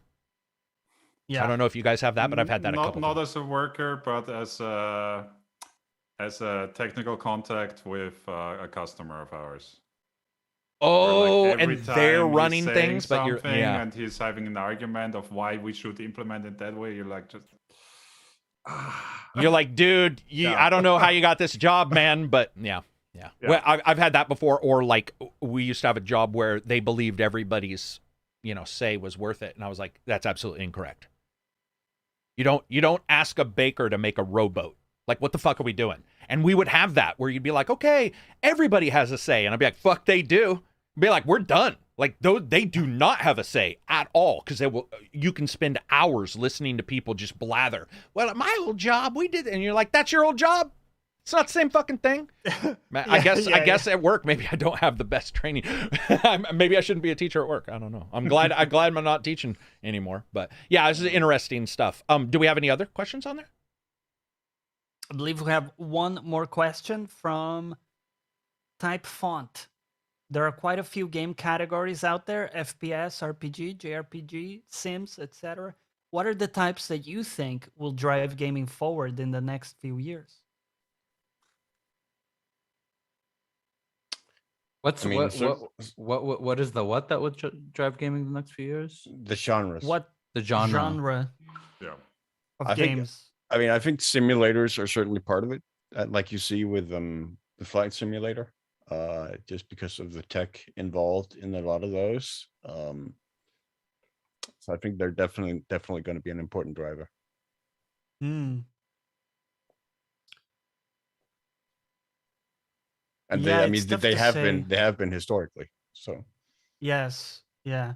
But don't you think, Silver, like simulators, it kind of feels like they're at a point where they're already like really good, right? Like in terms, if you look up, I don't know, some really good car simulator or something, like it Right. doesn't get much closer than that. Doesn't it feel like it's I don't diminishing know. returns now? I feel like I thought that's like 20 years ago. yeah, same. We did. So. Like maybe like, I'm being particularly- like the I mean, science I've- the science people back in. I've been happy with video graphics pretty much since 2013. So Yes, I mean, yeah.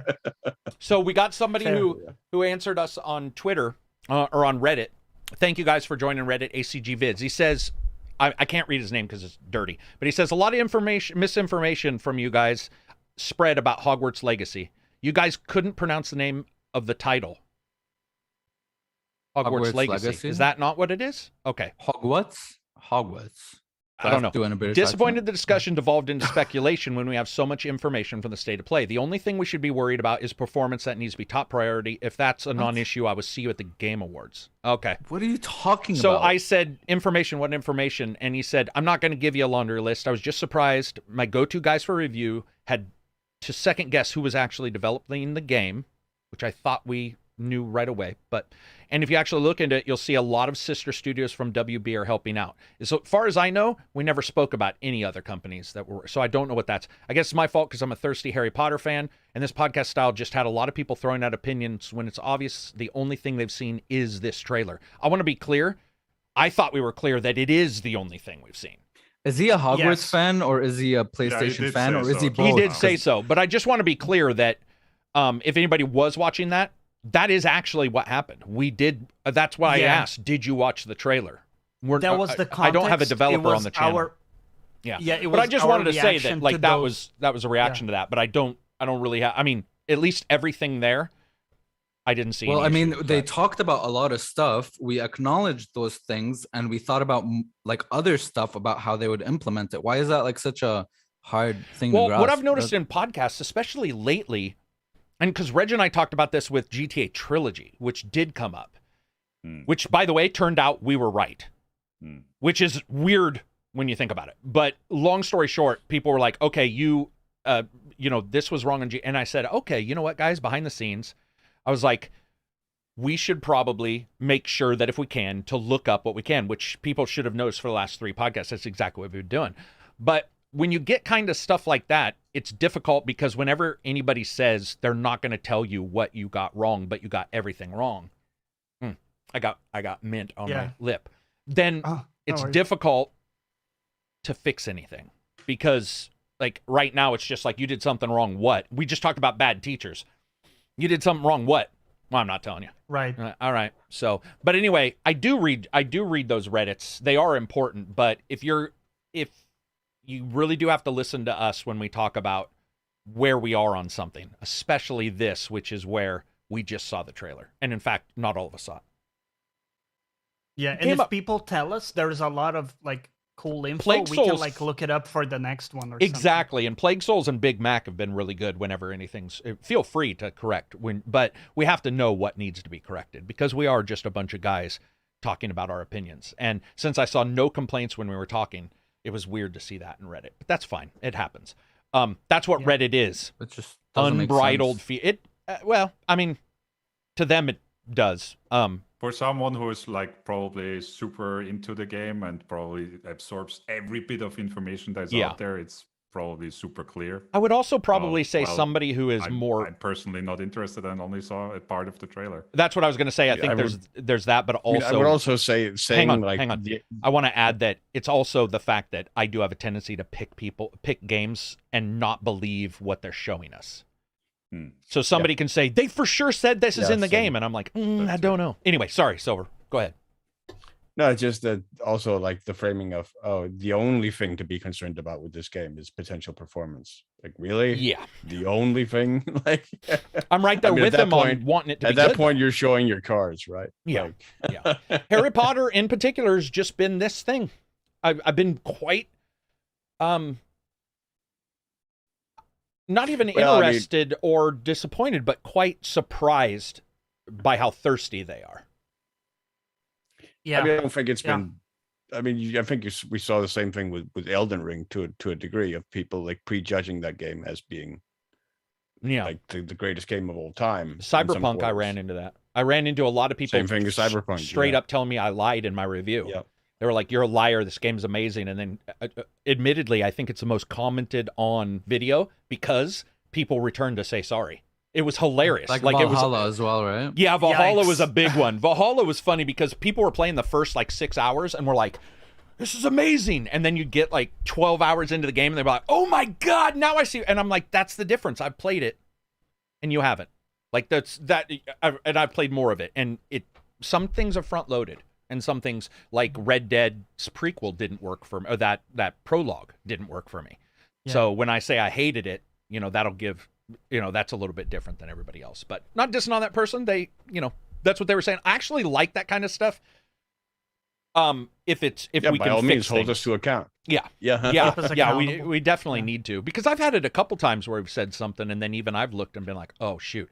And you do want to definitely be more accurate, especially when we're talking about like people losing their jobs. Did you guys see the big thing about Ori and the Blind Forest developer? There's a lot of hubbub about no one's suing. It was just, this isn't the greatest place to work, which I think we all know no place is. I think we're now getting to the point to where if you're not rosy and perfect, somebody's going to say it's a bad place to work. Those guys, some of the stuff I saw was really bad though. But I mean, I think we're getting to that point as well, where people are becoming the same thing really happened with Elden Ring lately, or like a couple of days Did it? ago, I think. Where also one of the articles was, they had to crunch all the time and it's a terrible place to work. Oh, I saw that. You're right. Yeah, you're right. It's difficult crunch. You guys don't have it because you guys don't have to do it, right? You can just walk away for the most part in your jobs, right? Well, especially it's set up that way that our project managers do handle that. So if something's getting delayed, for example, we don't just put in more man hours, but they explain to the customers that it's just not getting ready at that date. Right. We have to postpone. Yeah, I think that's actually super important also. It's unfortunate, but games can't delay. Or we have to remove features. That's also an alternative if the launch date is hard locked. Right. That to me seems like it, especially because we used to deal with a lot of customers. Like saying this feature won't be available is so rough versus saying it may not work perfect. I still remember there were times where we were like calling up clients and being like, okay, we can put it in there, but these are the caveats. Because if you, like for us, when we were saying it's not going to be in there, they'd be like, you didn't meet the contract, we're not paying you. But I think every place does their contracts differently. That's one thing I don't ever want to do again. It's contract writing and fulfilling of contracts. It was terrible. Like, that shit sucks. You don't ever want to be. It's good to be a line worker, right? You're just like, I'm coming in, I'm leaving. Somebody's like, you want to be a manager? And you're like, nuh-uh. Nuh-uh. You're like, as long as I can get to a point where I'm getting paid good and don't have to answer for like the product, I'm fine. But when you start answering for the product, it's rough. What else do we got? Anything before we Do wrap we this have up? time for a quick thought experiment? I do. That I have for you. If I got these lots guys of need to these. go, you can feel free to go, but I do. Plop, everyone. If if you like could my travel, podcast yesterday or last Friday when I just hung up on everybody. Sorry, Yeah. go ahead. Go ahead. Yeah, it was amazing. Would you rather travel to the past 200 years or to the future 200 years? And it's a one-way ticket. You have to live the rest of your days out Future. wherever you land. Absy goes future. Easily, yeah. What if it's all fucked? You arrive and it's, It's like probably all people have fucked. killed It's each other. like- Fuck it, dude. I live there. I don't want to go back to 100 years. I don't want to go back to the true. 1800s. Are you But kidding me? wouldn't you be like a savant if you? Here's what I'm thinking, dude. Oh, true. So, but can you live that long? 1822. So I want to play video games. 1801, some stuff happened. 1901, 1822. I don't know of much that was going on right there. Like, it would probably be pretty rough because most likely, you know, you get a cut on your leg and you're dying of sepsis. Oh, dude, yeah. So I'm trying to think, do I know how to make penicillin? Like, what exactly? I would probably go in the past because, yeah, I could be Wow. a Bond villain back then. I mean, So, you know, that's my worry because I don't know if I can prove anything. I don't know if I can make a pencil, dude. I go to the past and I talk about a telephone and like, I'm just Turn going to hip. be a madman. I'm just going to watch a be lot of thrown in a YouTube. bin. Watch a lot of YouTube video tutorials. Hmm. Just come back with that knowledge. Make the internet. I guess that's in the question. 1800s. If you were asked and you could go in a week, I would for sure say the past because I would be right. Okay. I would like be memorizing particular things from that exact time period. If not, I'd probably go to the future. But here's the thing, guys. Imagine this right now, 5 years ago, and you got moved to today's podcast. You would be in culture shock. It would be the worst time jet lag ever. Entire game companies are gone. Entire major companies are gone. War in Ukraine. You get my drift? We're talking 200 now. People have chips embedded in their eyeballs. You wouldn't. You can bet your ass nobody's going to be on a cell phone. That's going to be gone quick already. Whether it's just sunglasses first and then an ear. You know, people are already using the Bluetooth. Yeah. Hey, let me come in. They're talking, and you can already see that right now. This shit will be in, you know, on your ear bone or your jawbone. Imagine 200 years. Like, sex probably won't be the same. You know, they just be True. like, that was good. Probably very Thanks. large bushes down there. They returned to Right? the 70s penthouse Very bush. big bush. But 200 situation. years, like it'd be fun, but what if it's terrible too? What if you show up in a post-apocalyptic wasteland? And- Past was fucking- I mean, You would have to with, carry. Sorry, go on. with the future, it's uncertain whether it would be terrible. With the past, it's certain that it would be terrible. Yeah, and I think I There can you go. prepare for the certainty, you know? What were You know, gonna say, here's John? what I'm thinking. If you go to the past, you're the hard carry of the team because you have all the knowledge. So, you know, if you think you can get shit But done, the question is go to the- if you would be able to translate that knowledge into anything. right. I But wouldn't. let's say I'm if sure you think not. you can, you know, go to the past. And, That's why I and said I need a slay week it. because I would Prepare. look at so 1822. I would look at 1824, 25 to 30 and what are the inventions problems happened. they're facing? Yeah.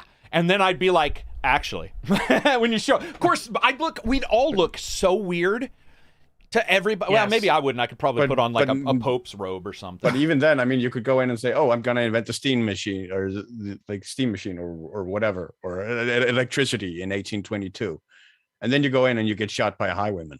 Like 2 minutes. It's not later. only that, but then somebody takes your idea and steals it and murder back then. See, I'm not going to lie. I straight up thought, could I murder somebody in 1822 and get away with it? When the moment you asked this question, that was forces legitimate. weren't much of a thing Right. back then. And I was like, oh, I could do some shit. I could take out some people that maybe weren't, but then you'd change the future. One of the thought processes that most scientists go on now is if you did find a way to travel in the past, this timeline continues as if you didn't. And a new timeline is if you did. So you wouldn't be screwing up the future. You would be making it in whatever way. You would be making the future from that point on as if you lived in it, and all of those changes, and it wouldn't affect you. It's its own separate thing. And if that's true, yeah, I'd go to 1822. Dude, man. But you got to watch out for the most generic of shit. Syphilis, gonorrhea. I'm speaking of sexual terms right now. But it's like, be like, let's hump for a sixpence, and then you come down with one mistake and you're dead. One mistake. Like, there's no and cure you're wearing for shit. like wool skin condoms because they weren't rubber at that time. Yes. They were like a lamb skin. Fish splatters. Yeah. And war even more prolific. I mean, back then. Oh, there were drafts, right? You're only like 7 years out of the Napoleonic War in Europe. Can you imagine showing up and you're like, I'm going to take this world by storm, and they're like, you're drafted, and you're all, uh-oh. Oh shit. This went bad. Like, damn, hearing about the Wild West, getting excited about it and stuff, and just getting shot. And showing up and being like, let's do boom. You start twirling your guns and shit. Like Red Dead. No. Remember when Back to the Future, when they went back to the time and he thought he was dressing up like Clint Eastwood? Like, and he has the poncho and everything, and Michael J. Fox does, and he shows up and he just looks like a complete dork. That's exactly how we would be too. Not to mention language as well. Don't want to end up like Al Capone. Oh, language, yeah, slang. You wouldn't make any sense to anybody, would you? Like, I mean, yeah, slang, dialect, or at least at least a good amount of it. That'll be it for us. I want to thank everybody for showing up. It's been an awesome time. Thank you guys very much. Hopefully you have a good weekend. Johnny, do you have anything you're streaming? Yes, Horizon Forbidden West tomorrow, 2 p.m. GMT. 6 a.m. 6 a.m. Yes. PST. Yes, right. 6 a.m. I believe, yeah. Has anybody else got anything going on this weekend? Any amazing stuff? Board games? No? Me neither. I don't know. All right. Well, thank you, everybody. Reg, Steam machines currently, thumbs up, thumbs down? Thumbs up overall. I'm positively pretty much surprised first off how many games actually run on the thing with Linux without going to Windows, and how well most of them run. I was expecting worse, and so I'm positively surprised. Even stuff like Pathfinder, for example, is playable on there, which is like, yeah. That's nuts, because Pathfinder's a pretty heavy game. Yeah. A lot of shit going on. So there you go. That's our so far Steam Deck review from Reg. Thank you, everybody, for showing up. You all rock. I appreciate it. Thanks for the super chats. Peace out. Take care. Bye-bye. That, and then